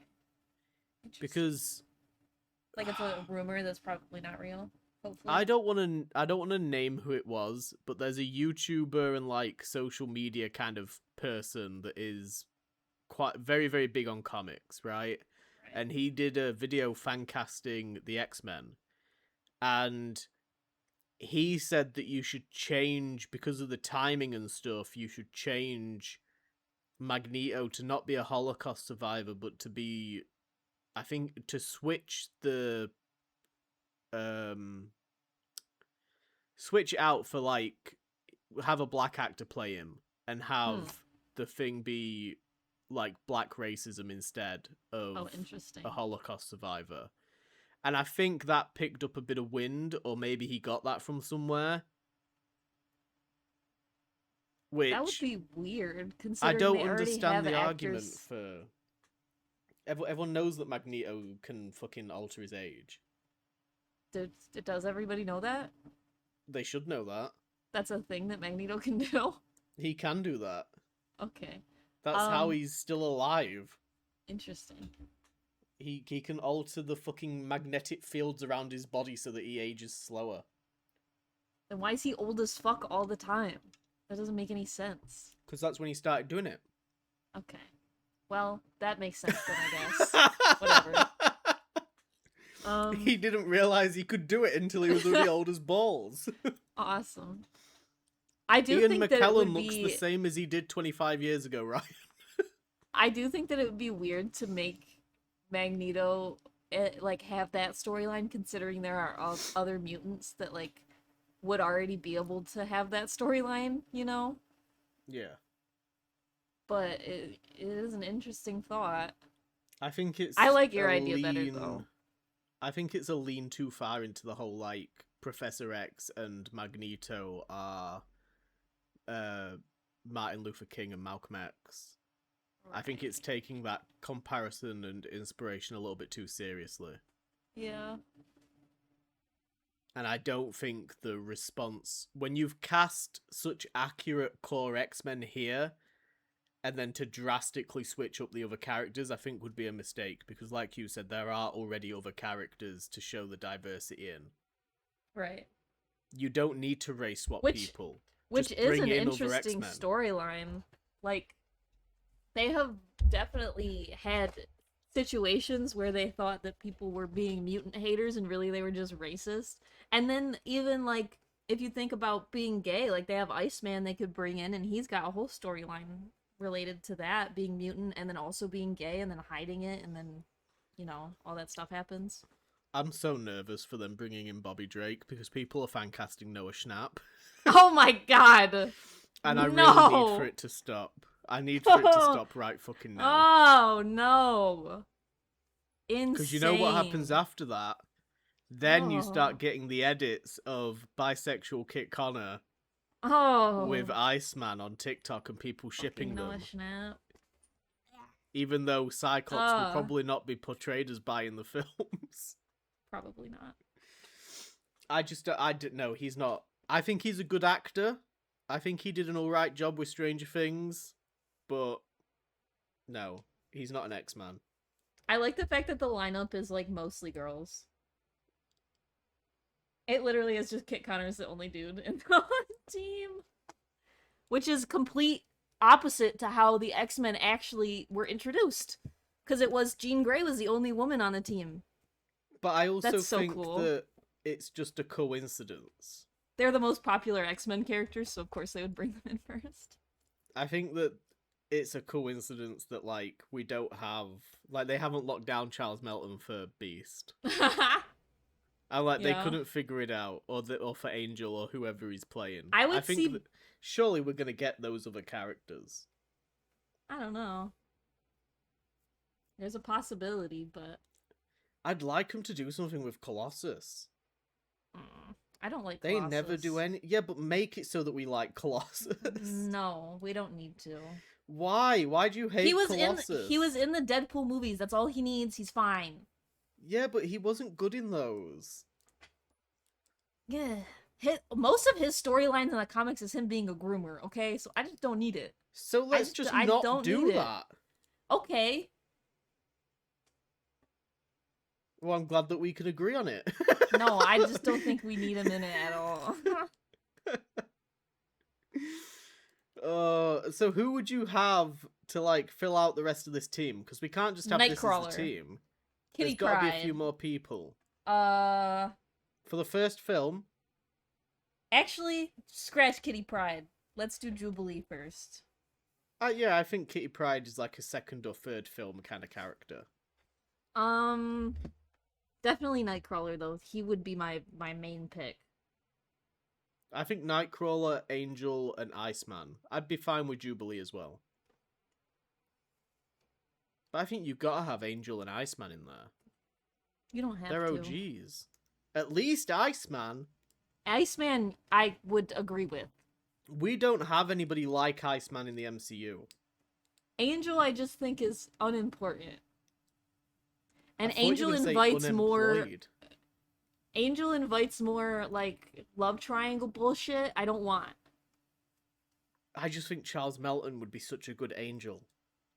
Okay. Like, give him fucking bleached blonde, like, platinum curls, and just have him shirtless, walking around with his wings out all the time. Like not what he would do. Like he's in, like, a fucking, like, some sort of Victoria's Secret commercial. He'd be like tying them to himself. He'd be all lumpy and shit. It'd be scary at first. Can't just immediately have him be cool with his wings. I don't know about all that.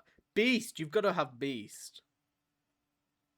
Beast is such an important but X-Man. Beast doesn't necessarily need to be a student. No. We're not Beast talking could be like exclusively another. students. Yeah, Beast could be like another like adult around. Just around. A responsible adult. Well, they we do need kind of need around. him because he creates all of their stuff Yeah, he's like the and he cute- fixes everything. Yeah. And he's also the doctor. He like does everything. They really wouldn't do anything without Beast there. If you This think is about why it. I'm confused why they would have Charles Melton be Beast. Yeah. Because I'm like, that's not... No. A science guy. You don't think he could be a science guy? I wouldn't want him to be. Yeah. I kind of like your Angel idea better than him being Beast. As soon as I said he's gonna walk What around if- with his shirt off, you were like, oh yeah, he's onto something here. Alright. I do like a character with wings. I just don't care about Angel. I agree that he is kind of useless. Yeah. He's got He is not a lot kind of of... Well, useless. Archangel... Yeah, but they have to do an apocalypse storyline to get Archangel. The Rock... The Rock! That's been You want a them- rumor.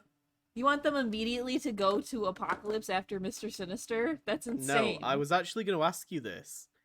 Because I have a miniature pitch for you. Yeah. How would you feel, and yes, this is biased to what I've been reading, which we'll talk about later, but how would you feel about Cassandra Nova being brought back? That'd be interesting.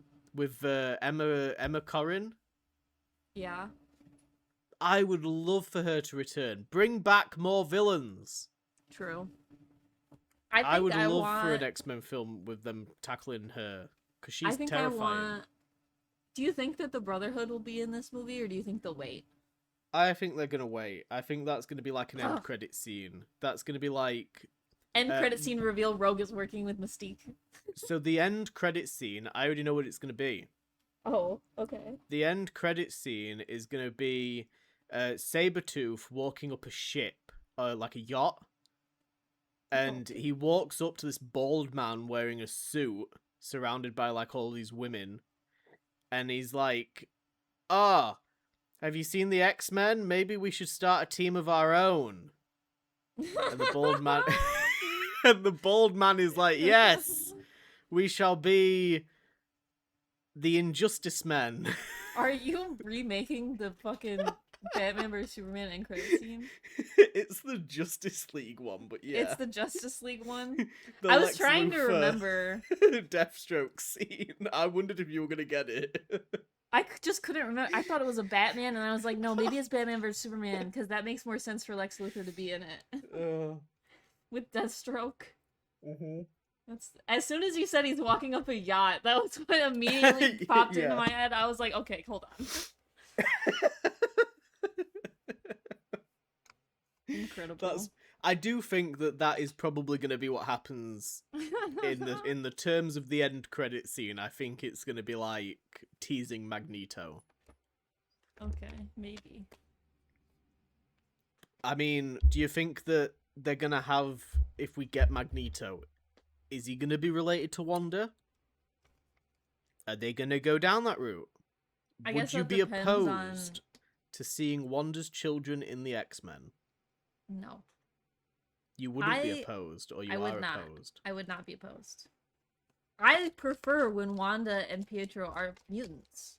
I prefer it way more than them just having powers. That is kind of like lame to me. Would you? Yeah, but do you want to? So you want to see Wiccan and Speed? Yeah.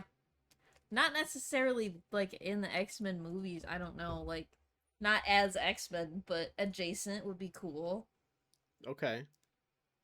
I don't know. I think that the X-Men is like the best place to be putting these champions characters, but then also I don't want Wiccan going anywhere near Cyclops. Because yeah, you know that it's already been rough. Yeah. I don't need it to be any rougher. I feel bad for actors sometimes, bro. Like, this is so insane. People really can't, like, they can't grasp the fact that the actors will go on to do other things. The good thing is that we're getting it out of the system now. Right? I don't think so. We're getting the memes out of the way now, unless it's going to be one of those things that, like... It never is going to end. People just keep making the jokes even though they're not funny. You know what's crazy? Is that from Stranger Things, you know how people, like, shipped Joseph Quinn's character and Steve Harrington? Yeah. There are people who still think, like, that, like, you know, Spidey Torch? Yes. They, like, do that thing. He's not even in the MCU, and they still... So I don't think it'll ever end.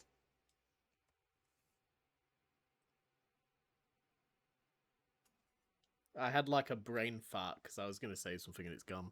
Okay. Moving on. Anyway, yes. So there we go. There was the D23 stuff. It was a pretty good turnout. Do you want to know some of the other stuff that was announced at D23? Yeah, what kind of things? So they announced Zootopia 3.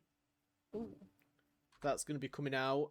They showed some footage, some set footage from the live-action Tangled. Surprisingly, looked pretty good. I thought the costumes in the videos that they showed were really great. This is going to be the only live-action Disney movie I'm actually excited for. They showed Catherine Hahn as Mother Gospel. Gothel? What's her fucking name? Gothel? Gospel would be crazy, though. That's a cool name. Mother Gospel. Mother Gospel. It's the next X-Men villain. Yeah. We got confirmation of Coco 2. We got confirmation of a new Simpsons movie. Interesting. We got Lilo and Stitch live action 2. How did I not know Simpsons was Disney? Is Simpsons Disney? They were owned by Fox. Okay. So Disney got them in the Fox acquisition. Disney owns everything. I forgot. Yeah, you're right. Yeah. In terms of Star Wars, where we got stuff related to Star Wars, Starfighter and Ahsoka Season 2. This list just says X-Man.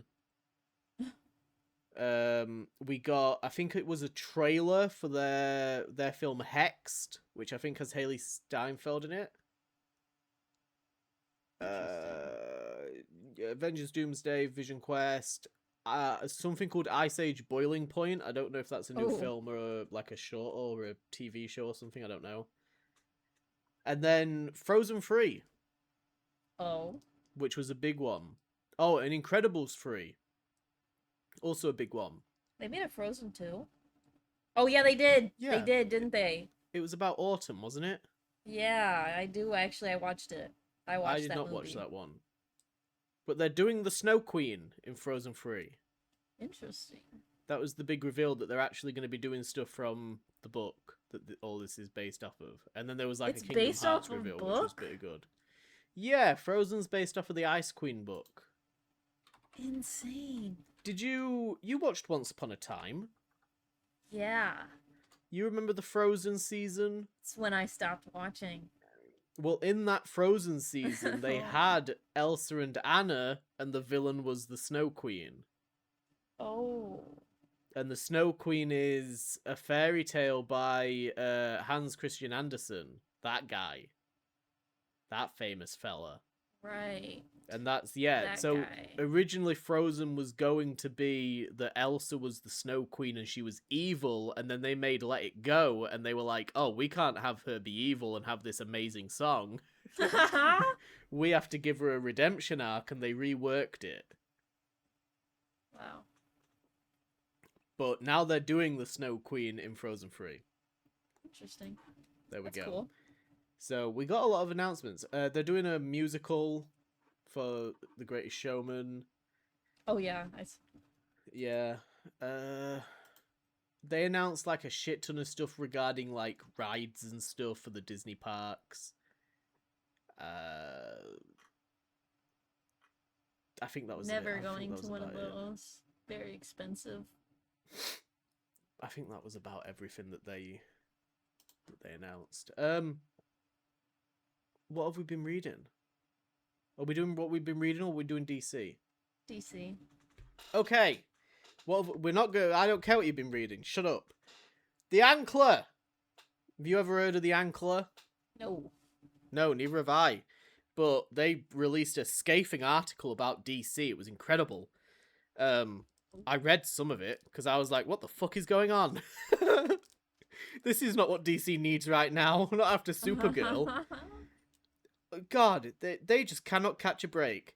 Apart from possibly Lanterns, we'll see how that goes, and maybe Clayface. But the Ankler is like a news journalism thing that did this deep dive on current DC and had a load of scoops.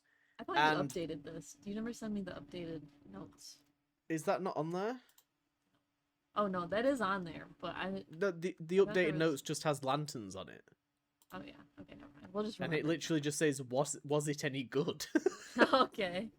Never mind. So I'm sure Moving you'll on. be fine. So, I'm like, what do you want from me? I don't know what I was expecting. No, I don't know what you were. I don't know why you even updated it then. Why didn't you just like I don't know. remember? I don't know. I just needed something to prompt me to mention Lanterns. Okay. Okay, so Sorry. the Jimmy Olsen show is still happening. It's happening this year. They're casting for it, and it's going into production like now.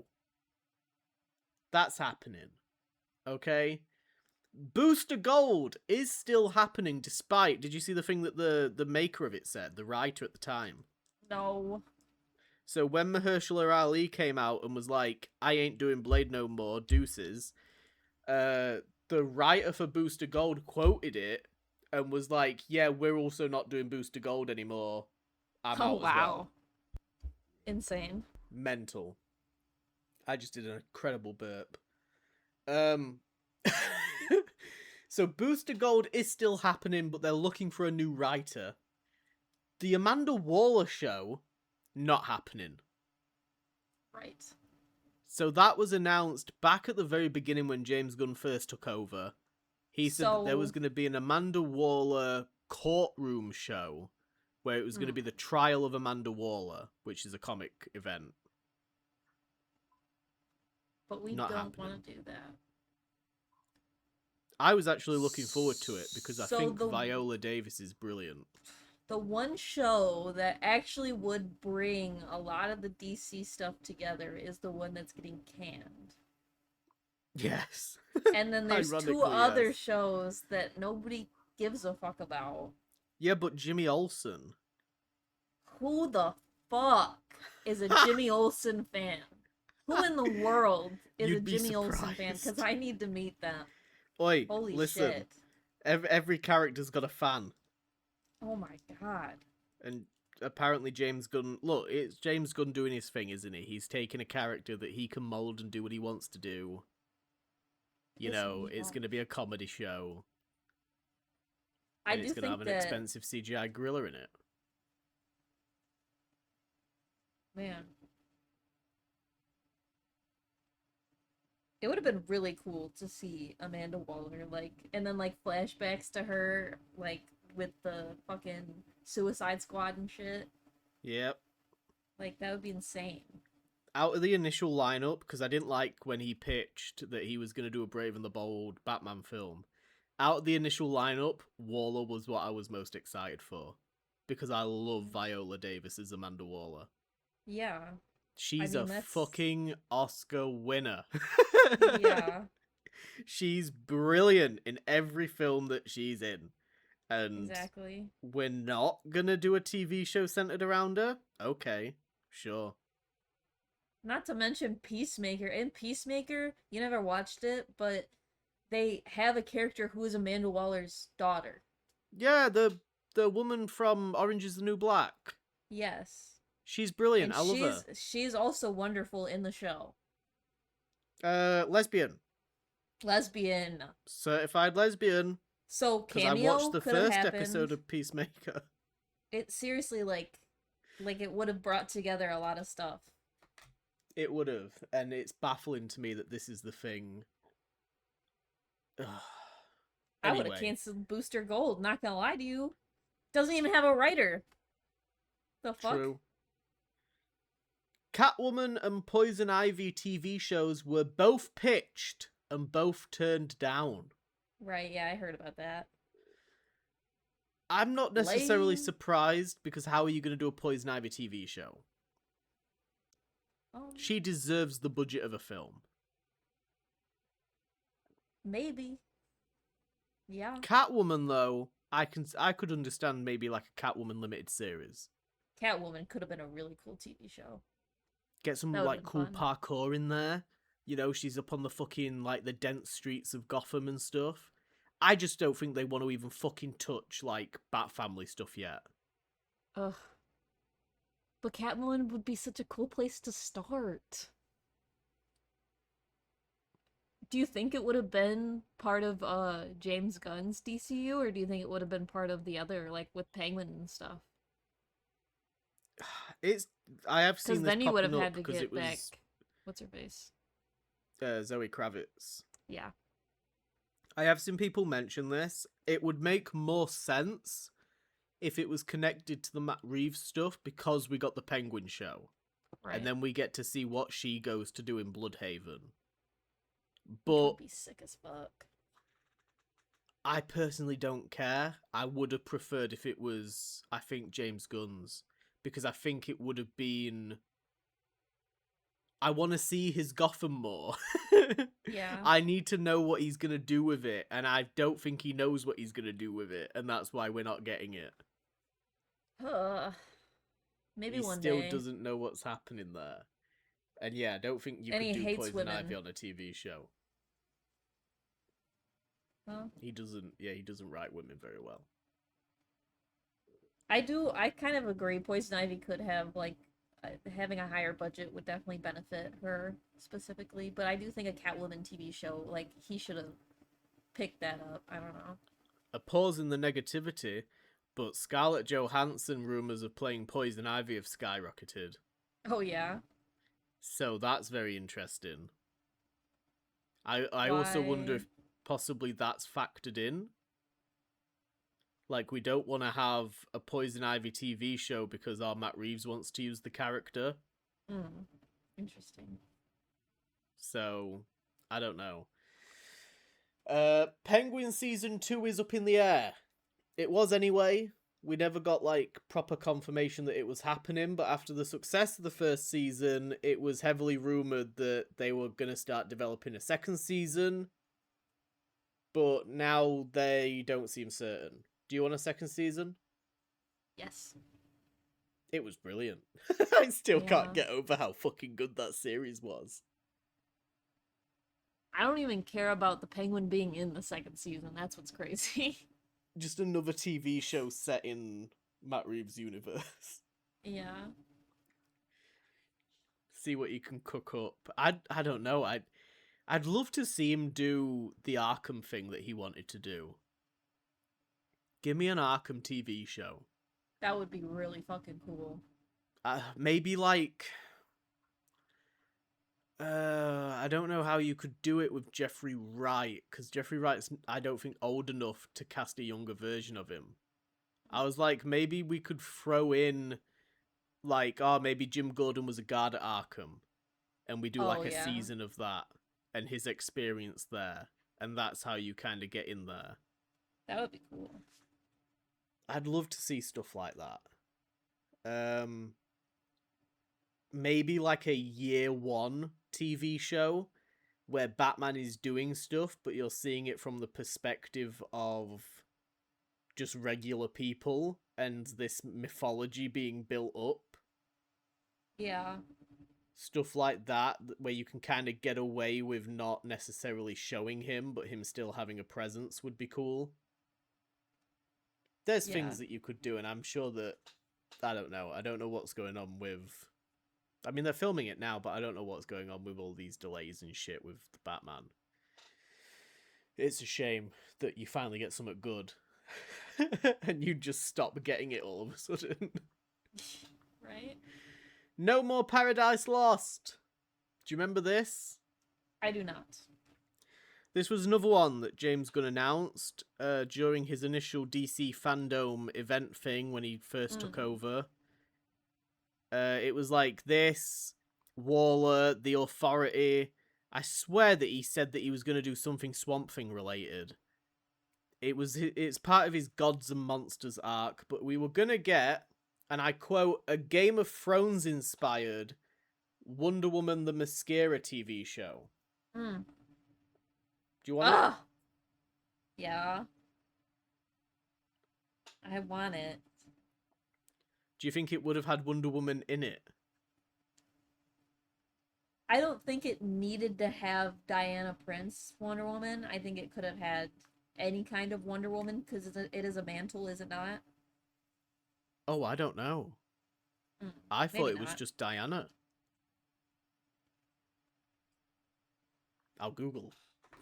I don't know. You could have also done her mother. I don't know how to say her mother's name because it's insane, but like she could have been the main character in it, and it could have been like her, and then she like up to where she like has Diana. It is a mantle. Hey, Hippolyta? I know things. Diana's mother? Yeah. Whatever you just said. That thing. Hippolyta. That name. Hippolyta. That one. I don't know. I really am loving the lead into the Greek mythology and just mythology in general with the absolute stuff. Mm-hmm. And I would fucking love if they did a Wonder Woman film where she's fighting like fucking kaiju-sized Greek mythological fucking gods and stuff. Yeah. Like a complete like flip over of what they did with the Gal Gadot stuff. I love Wonder Woman 2017 where she's in World War One. I think it's brilliant. But I think if we're gonna redo Wonder Woman, like fucking throw her up against huge ass monsters. Yeah, I would like to see her more on the island. I feel like every like story of her is her getting off the island. But like I really want to know what goes on there. I want to see her grow up. I want to see her like actually become a warrior because she does train. She does all that stuff and she works with other like fierce warriors as well. I want to meet all them when they're usually just background characters that get left behind. Yeah. Well, it's tough shit because we're not getting the TV show. I know. So yeah, that was like a big scoop, I guess, that they did for DC. It came out of fucking nowhere. No one was expecting this like bombardment of stuff, but I mean, right after the Supergirl shit and then the Supergirl AI stuff, they're really leaning into Lanterns being good. But Ryan, was it? The first episode was good. Ish. You enjoyed it? I did. What was your takeaways from it? I need to see more Green Lantern stuff. Yeah. I really liked the alien part where you really It weren't is sure called if he was an lanterns after alien. all, Yeah, not Green Lanterns. fucking So there doesn't lanterns. have to be a lot of green. Yeah, I don't give a fuck about green. No, I agree. That was probably the best scene in the first episode. How do you feel about Kyle Chandler as Hal Jordan?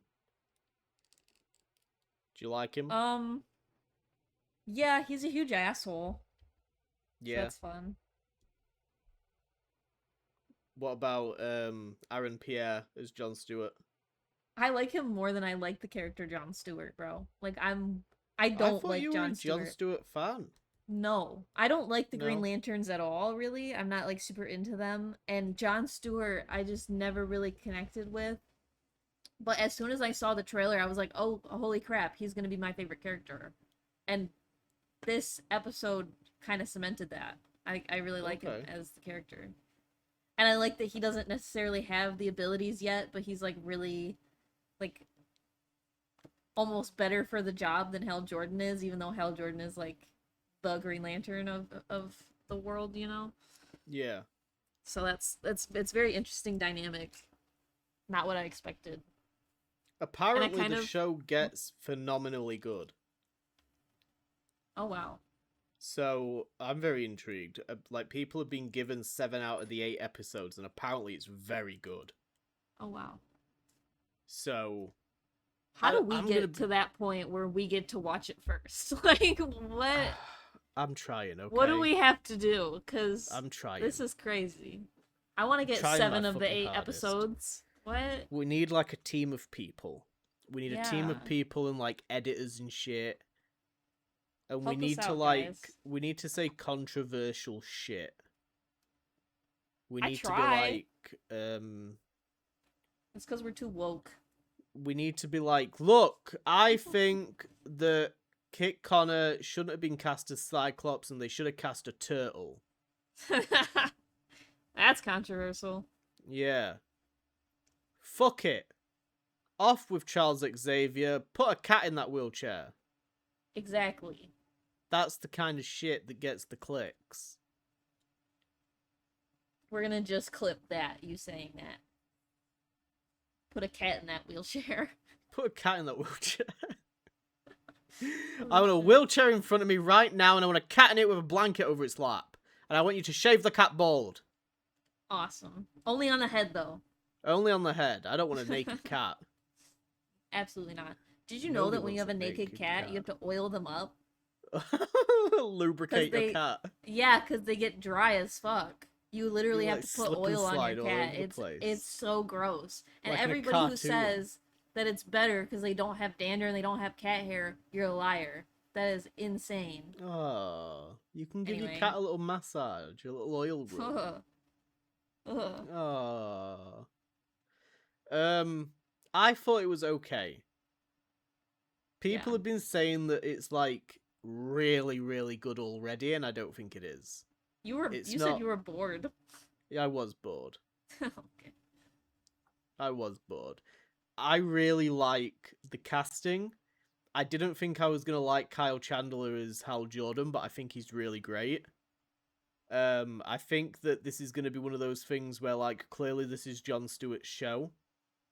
So Yeah. I'm excited to see like the journey that he goes on and eventually becoming I'd like for him to become Green Lantern before the fucking end of it. I hope he doesn't go the entire show and he's still not Green Lantern until the very last episode. Right, yeah, Um, because of the time difference and he didn't get the Yeah. ring. I love the multiple timelines. I think that's such an interesting hook of you've got your 1996 for your Jon Stewart origins, you've got your 2016 20 years later for him training with Hal Jordan, and then you've got your 2026 when Hal Jordan's dead. Right. But Spoilers.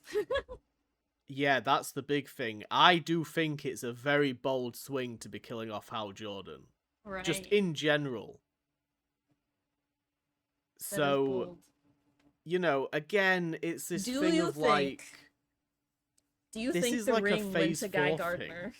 No, I did consider that though. That's my scary theory. How? I hope not.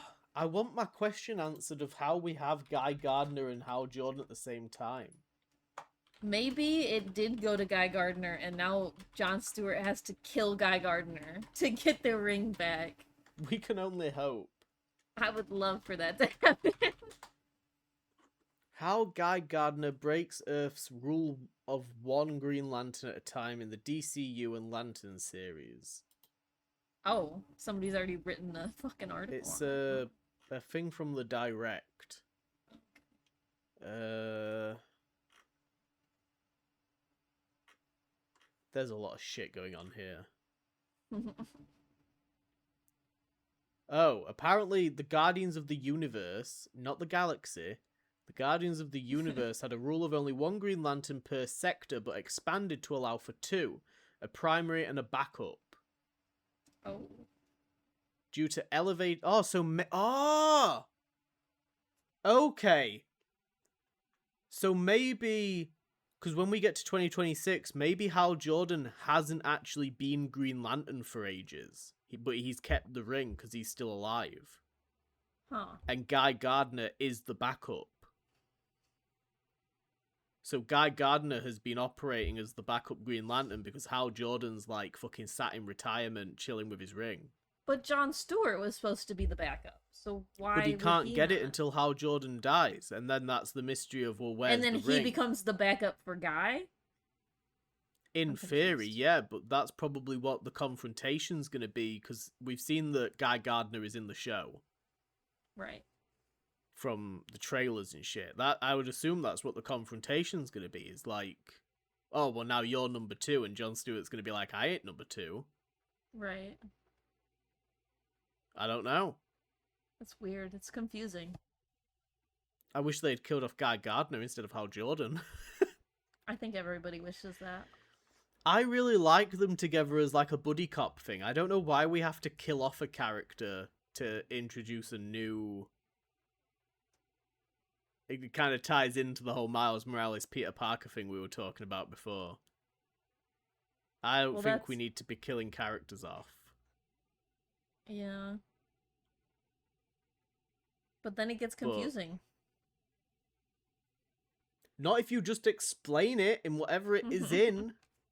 Not if they already have two Green Lanterns on Earth. That's more confusing for people that know the one fucking Guardian rule.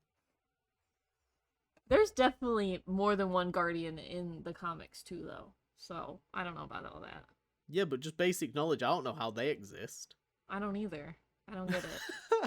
I didn't read that comic book where they explained it. I just read the ones where they existed. Ugh. Yeah, I don't know. Oh. I like the way that they do it with Captain Marvel and Miss Marvel, where she takes somebody else's name and then Miss Marvel just gets to be Miss Marvel. Wait. Yeah. I have things. Or Hawkeye. There's two Hawkeyes and nobody cares. People care. Yeah, well, those people are dumb. I have a thing. You have a thing? So, Lantern's co-creator, Tom King, may have challenged the notion that Hal Jordan and Guy Gardner broke the Green Lantern Corps rule of two. Speaking on the HBO series official podcast, King solidified that Hal is dead when he appears in the 2026 timeline. Jon Stewart isn't wearing his late mentor's old ring, and most interestingly, Guy has the ring, leaving the mystery of how and where he got it. So I could be right.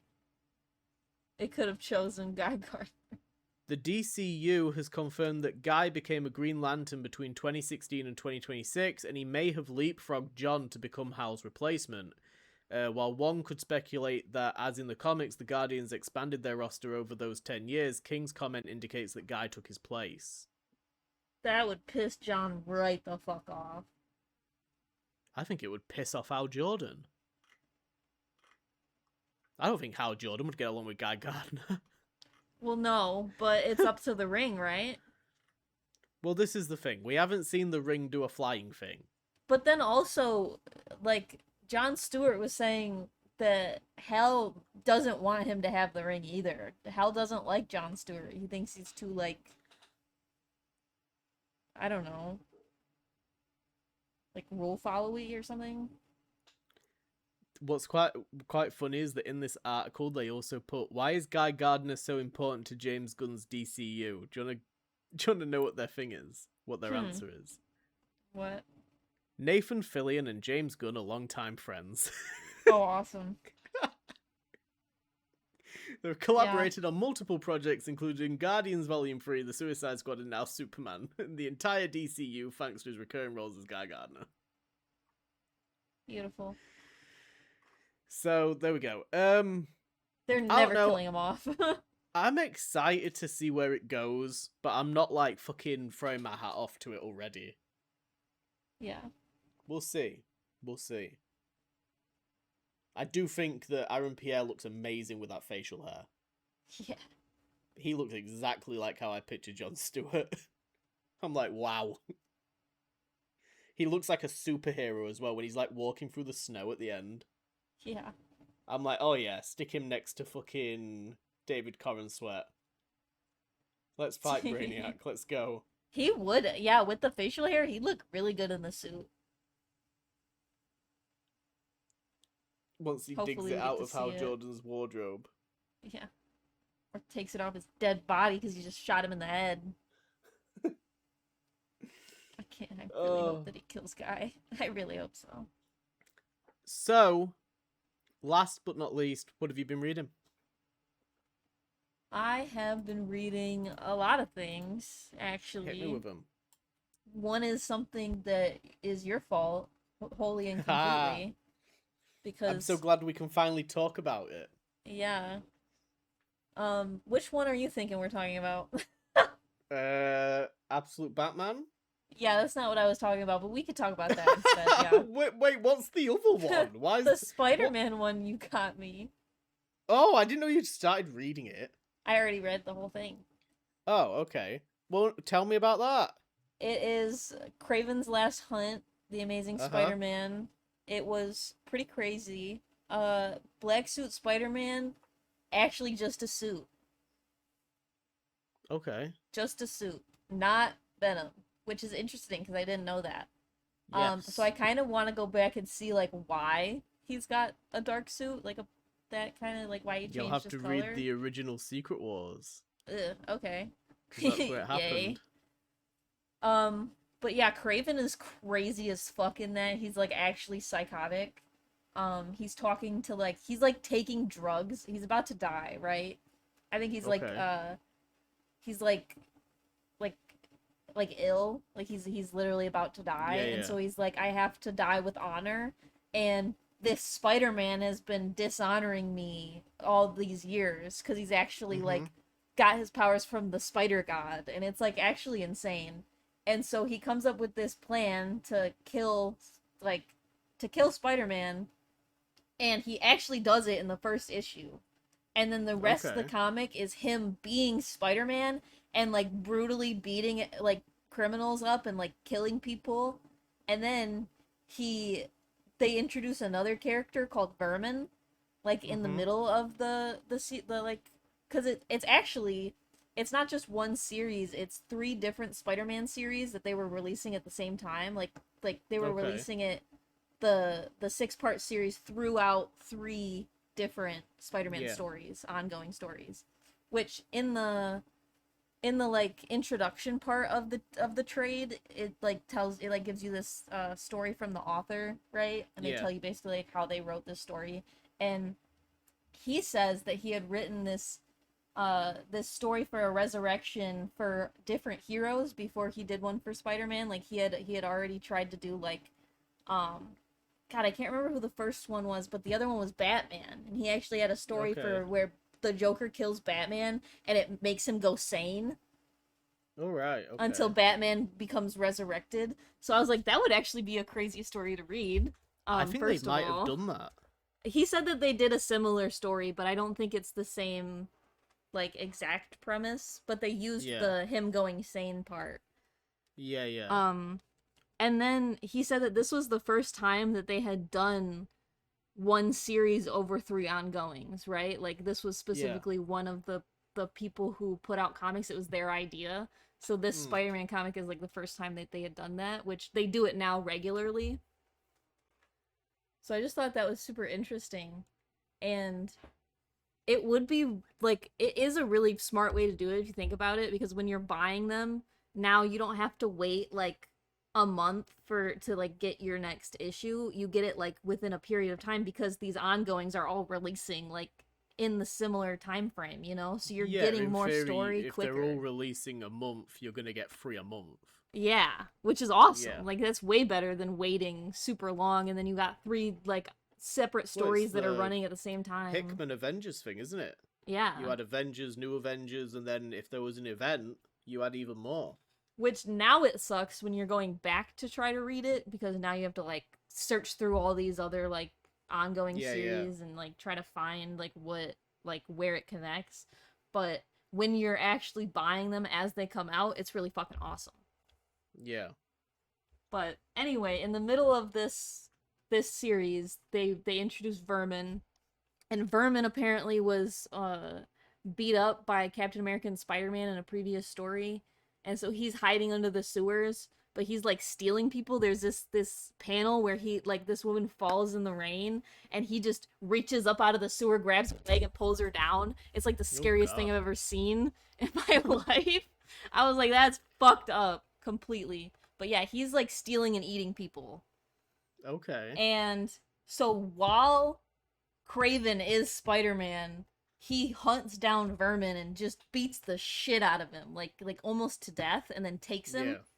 And then as this is happening, Peter Parker wakes up in his own coffin and like he has like this weird like spiritual moment before he wakes up where he like sees Ned Leeds and Ned is dead in this storyline and Peter Parker's like really broken up about it. So Yeah. that's why he like almost doesn't Oops, want to spoilers. be Spider-Man again. Yeah, We could spoilers. get that in a future film.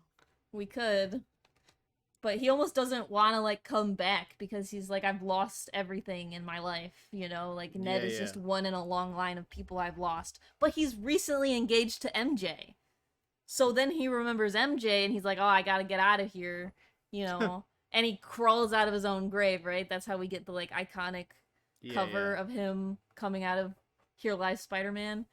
And then after he does that, he hunts down Craven, and Craven's at his house and like has Vermin in a cage and is fucking with Vermin because Vermin thinks that Spider-Man hurt him because he's like kind of not all there. He's mostly a Yeah. creature. So he's like scared of Spider-Man and not Craven. And then Craven like riles him up and releases him, and Spider-Man's like trying to not hurt him more because he realizes that he's like pent up, you know, like and he's being driven to Yeah, do yeah, this. yeah. It's not like necessarily something Berman wants to do. Um but regardless, he still starts beating the shit out of him, which I think is crazy to the point where he runs away. And then Craven's like, oh, I've defeated you, you know, I've become the Spider-Man, I've become a better Spider-Man and all this stuff, and he's trying to like egg Peter into like killing Vermin, and then it doesn't work, obviously, and then because Vermin is a cannibal killer, Peter's like, okay, I'll come deal with you later, Craven. I'm gonna go find Vermin. And he, like, finds him in the sewer. Still, like, even though he's trying to explain to Vermin that he's not the one that, like, beat him up, he's still beating him up. And it's, like, insane to watch because, like, Spider-Man has just come out of his own grave. He's, like, totally crazy. So he is Yeah, not yeah. all there either. So it made me sad for Vermin, even though Vermin is a cannibalistic killer. He like it is like sad and stuff. It's crazy. And then while Peter is subduing Vermin, trying to like figure that out, which he does end up doing, Craven is killing himself at his house. And he writes this confession that he was the one who was Spider-Man during this time period and that he killed the Spider-Man and all this stuff. So at the end of it, everybody knows that like that Spider-Man was not Spider-Man and that he was killed and everything because Yeah, yeah. Craven literally released all of it. It's like totally nuts. And yeah, Craven is dead now. Okay. Just fucked up Peter Parker's whole life, killed himself, And he's like, I died with honor. Like, it's fucking insane. Yeah, yeah. One of the most iconic Spider-Man stories ever. Yeah, and I see why now. I was like, this is nuts. There's a lot of symbolism in it too, with like spiders and rats and stuff, because Vermin like talks to rats. It's crazy stuff. Did you enjoy it? Yeah, I did very much. Good. I was like, We I could found totally a see them doing something like this in the MCU. we found a good Spider-Man comic, lo and behold. There are good Spider-Man comics out there. You just gotta fucking find them. You're like I fucking you stood at the riverside with your little gold thing fucking rattling through the water trying to find your little pebbles of gold when it comes to Spider-Man. Yeah, trades are probably the way to go for that, because it would have just been Yeah. rough to try to like follow any stories. It would not have Anything been else that fun. you've been reading? What else we got? um, well, I have been reading a lot of Absolute Batman. Not a lot. I read like 5 issues so far. Yeah, So I'm you've moving almost done like a through. volume. I'm very much enjoying that too. You've just got the final showdown between Batman and Black Mask to get to. Right.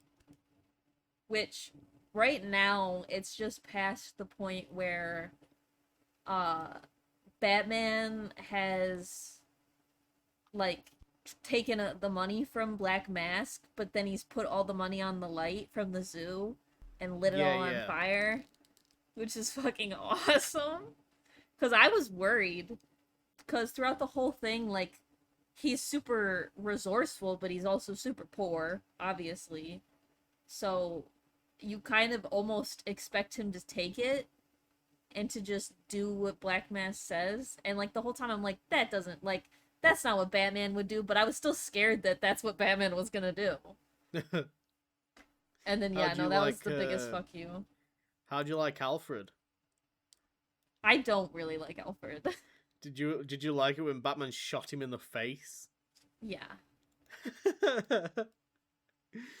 God, there's so many like just small ideas that they do in this that I think are brilliant. Like having just even having Black Mask as the main villain is just enough of a fucking change of pace to like make it feel really fresh.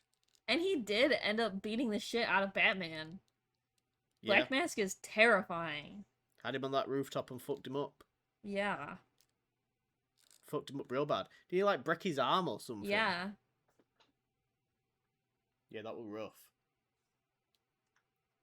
I That like scene- how they handle the origins as well. The art for that's good.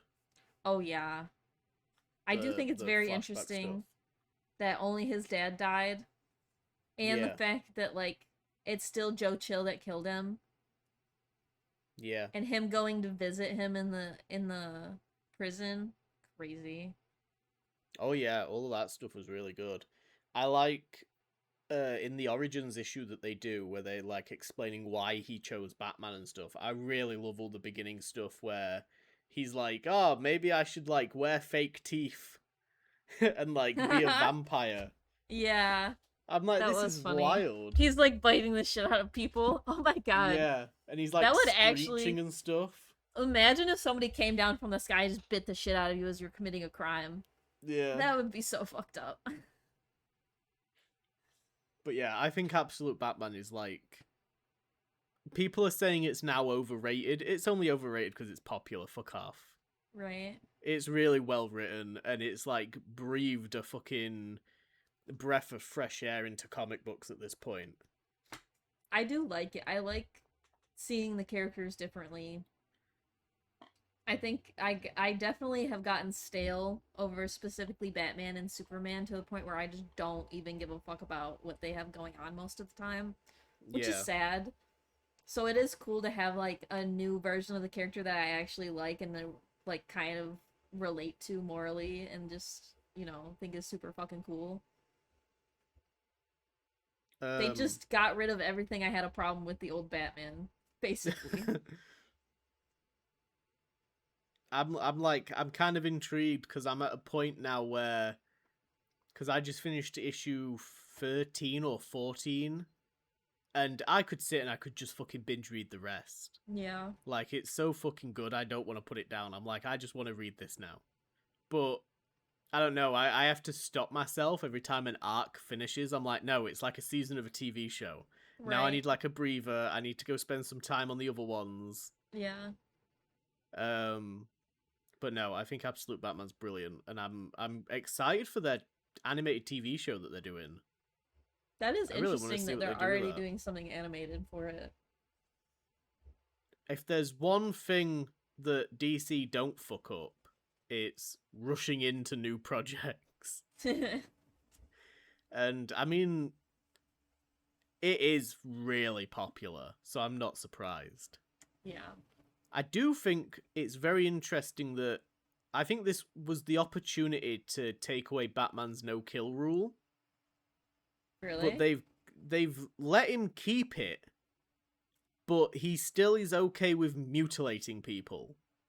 Yeah. And I find that very interesting. I don't think it would have made sense for this Batman to be killing people. I question the point of, like, why are we keeping the no-kill rule if he's just going to be chopping arms off anyway? And there's some stuff that he does where I'm like, how is that dude alive? Right. How do we know that that dude makes it to a hospital? Right. No, that's valid. You know, some stuff is just a little bit too much. I do think some of the brutalization is crazy. I do I think think it that's why makes they've more moved sense. him away from just like criminals, though, as the series has gone on. I think it's better for this Batman to be like that though, because the other Batman, it was like, oh, so he's just a rich guy beating up poor people. But at least now he's actually poor. He's a So poor guy now mutilating people. yeah, at least he has that. I don't know. I'm excited for you to read the Abomination arc because I didn't think that anything would top the first 6 issues. And when you said earlier about Vermin, like, genuinely, like, being scary in that moment, that's how I felt about Bane in Abomination. I was like, this dude is fucking terrifying. I've never found Bane scary in anything. And yeah, I remember, it's like a core memory ingrained in my head now of me laid on my sofa flicking through these fucking comic book pages, and my breathing picked up. And I got like a wave of dread. I was like, this is horrific, but it's so good. And God, when you see how, like, because you know that certain rogues are coming, when you see that start to unravel and how they become them, oh, it's brilliant. I think it's interesting that they're all like childhood friends. I love that though, because they've always teased that with other Batman stuff. Like in the Arkham universe, Bruce Wayne and Oswald knew each other when they were younger. Interesting. And like in the Telltale games, they knew each other and they were friends. Yeah. Like in real life, away from before they became criminal and Batman. It makes more sense that he would go to school with them in this universe, though. Yeah. Which, I don't know, I think it's very cool. I didn't even realize when I saw the, like, after the zoo, they have that scene of them all coming to, like, come see him, you know? But he doesn't want to, like, talk to anybody. And they're all sitting, like, on his porch. And then I went back to look at that after I had, like, met them as adults. Yeah. And it was just, like, so cool. You could see, like, the glasses, and, like, you could see how they all kind of still look like the character when they grow up. I don't know, that was awesome. Oh, they do a brilliant job with, like, especially there's one issue in particular where it flashes between Mr. Freeze stuff and, like, a different event including his friends. And the art that they use, because it's snowing in the flashbacks, it's just the silhouettes of all of them. But you can tell what each of them is in every single panel from how they're drawn with their silhouettes. Wow.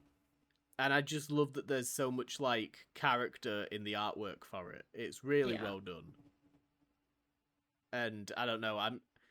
I'm like fucking throw everything into Absolute Universe right now. Like, let's just fucking go full force. And I hope that Marvel Midnight is just as good. I They hope need so to lean too. into that horror. I can't wait to Have read Absolute Wonder Woman. Oh, that's the one that I think I'm on now because I just finished my second volume of Absolute Superman. Nice. Have you been Nice. reading anything else? Not particularly. Not that I can remember at the moment.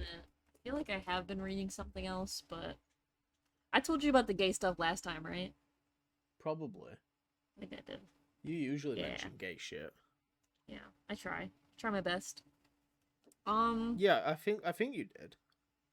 Let me see. Is there anything on No, I don't. I haven't even been on the app as much because I've been reading trades.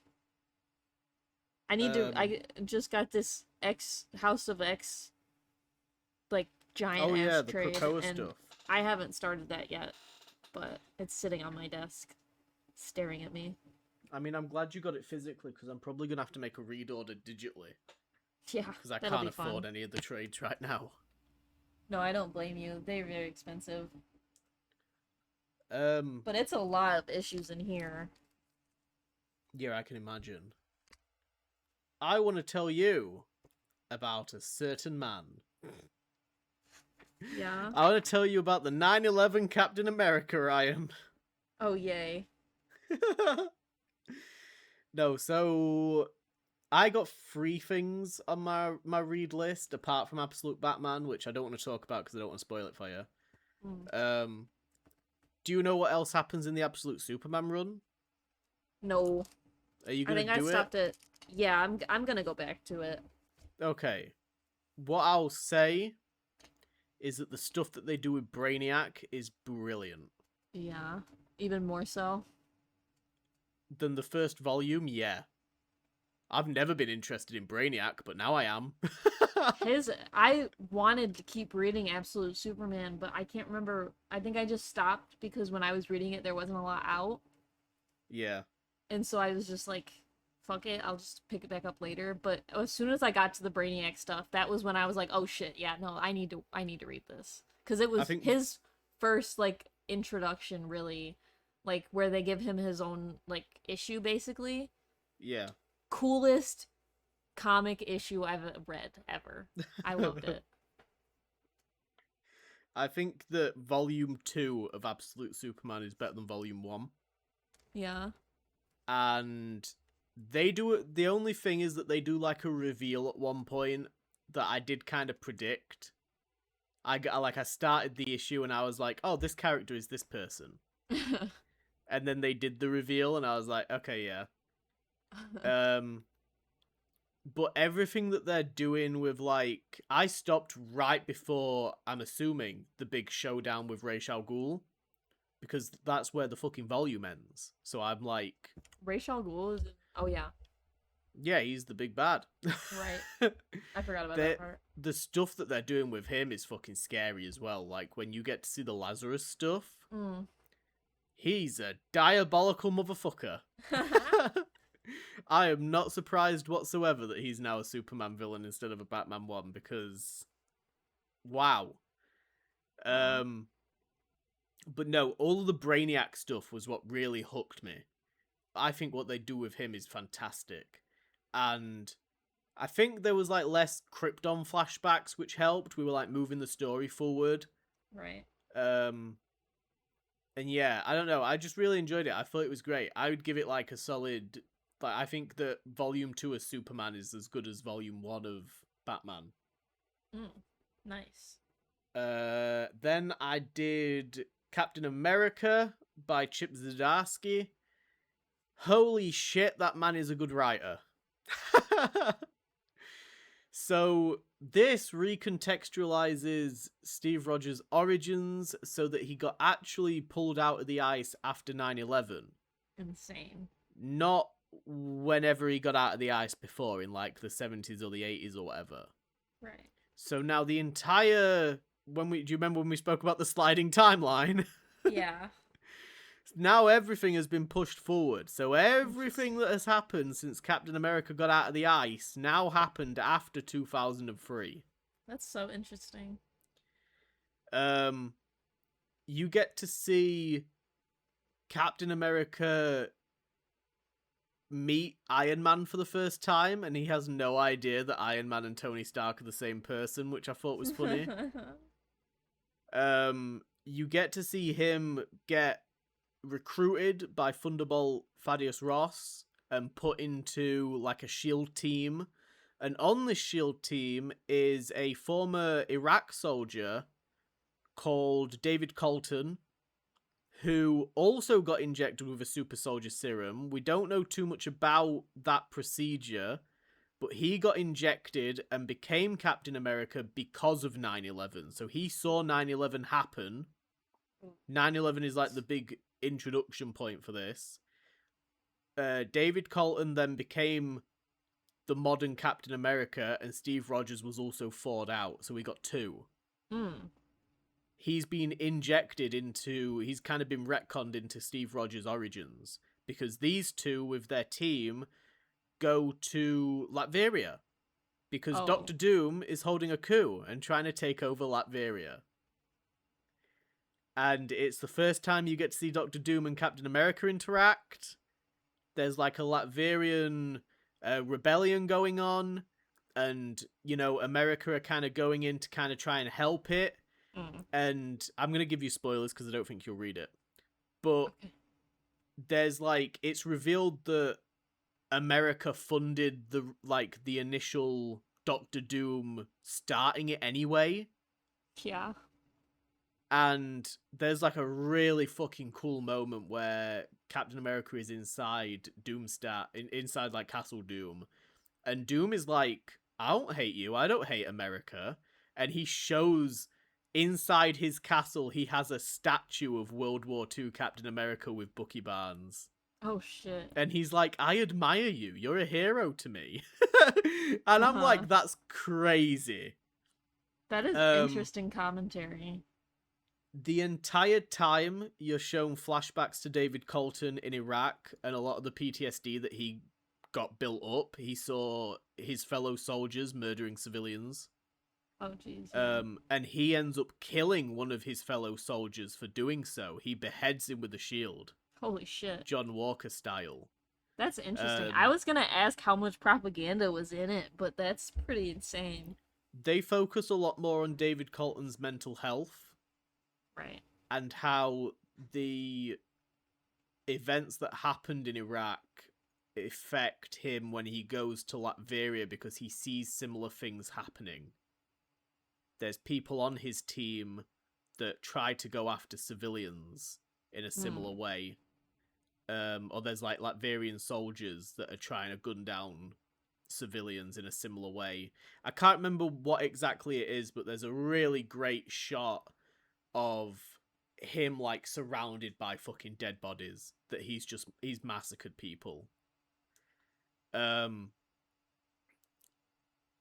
then at the end of it, after Captain America defeats Doom, he's sort of like he takes out Doom. There's an amazing fight between them. Some of the artwork is brilliant, like these big full pages of like Captain America socking Doom in the chin. But after he defeats Doom, Doom is like carried away by these Doom bots. He's like, I'll get you next time, Steve Rogers, and gets carried away. And then him and David Colton have a little bit of a back and forth, and David Colton ends up suffering a heart attack because whatever injection he had means that he kind of can't go overboard too much. It's kind of sent him into overdrive, and it ends up killing him.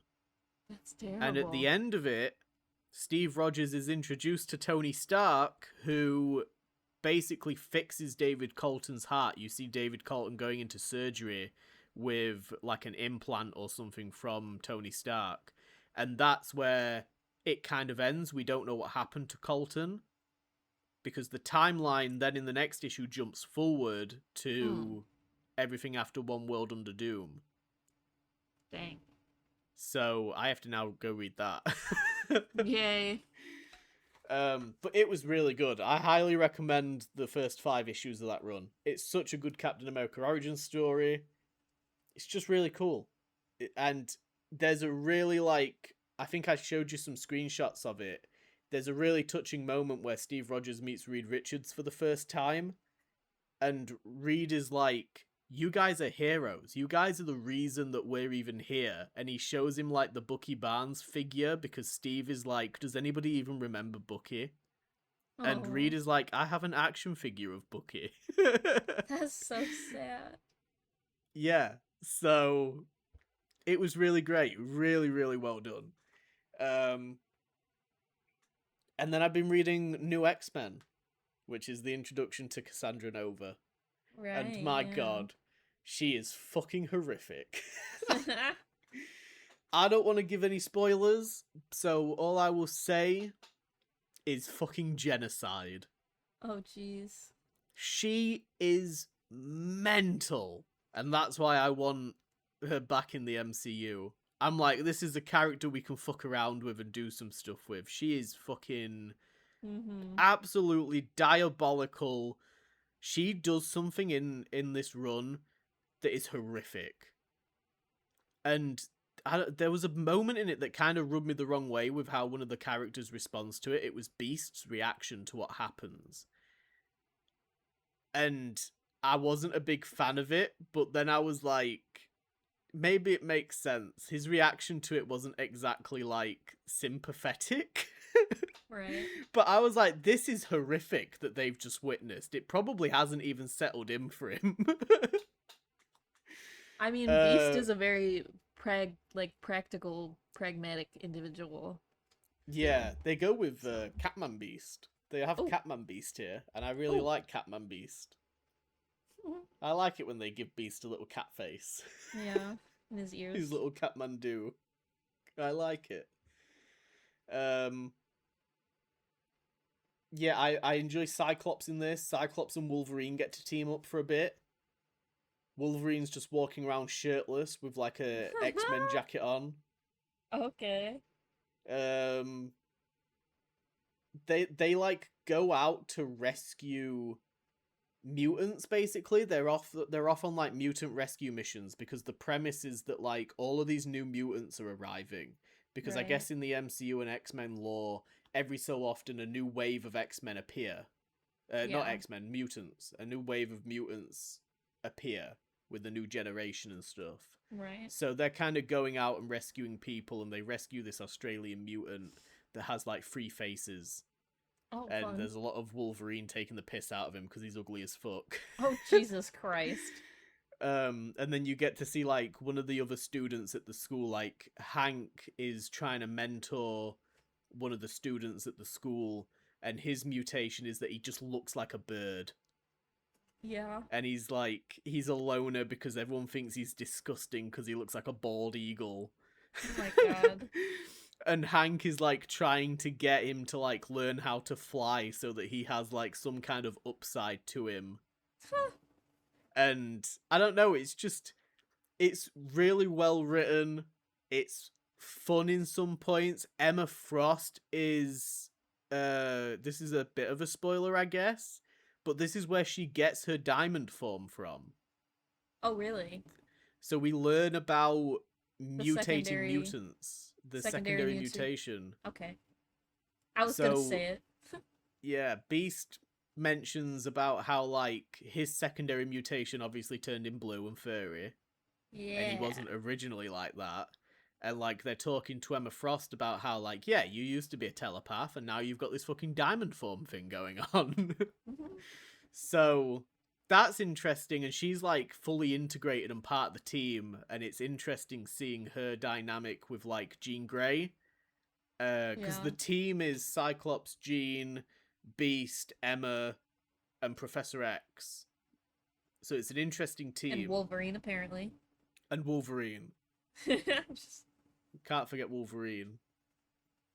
He's got to be in everything. Yeah. But yeah, this is Grant Morrison writ this, who he did some Batman and Robin stuff when Nightwing was Batman after Battle for the Cowl. That's a really good run. And I do like some Grant Morrison stuff. Mm-hmm. I think he's a good writer. But yeah, I would be very... I read this because Emma Frost was on the team, and I was like, oh, I wonder if this is what they're going to base the films off of. Hey, maybe. So that's why I'm like hard pushing for some more Cassandra Nova. Hmm. Because she was like my favourite part of Deadpool and Wolverine. Yeah, it would be cool to bring her back.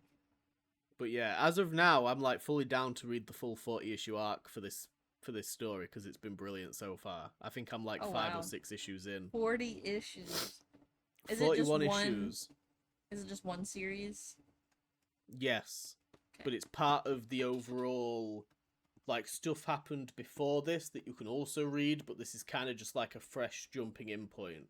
Nice. It's under, like, every issue is like 114 or 115 or something of, like, whatever series it was a part of. I hope that at some point I'll get to where I've read all of the X-Men stuff, but I don't know how long that's gonna take. Probably until I'm 40. You'll be an expert on the well-known X-Men character Strong Guy. Strong guy. Love Strong that guy. You He's love strong. that guy and he is strong. I think that's everything. Yeah.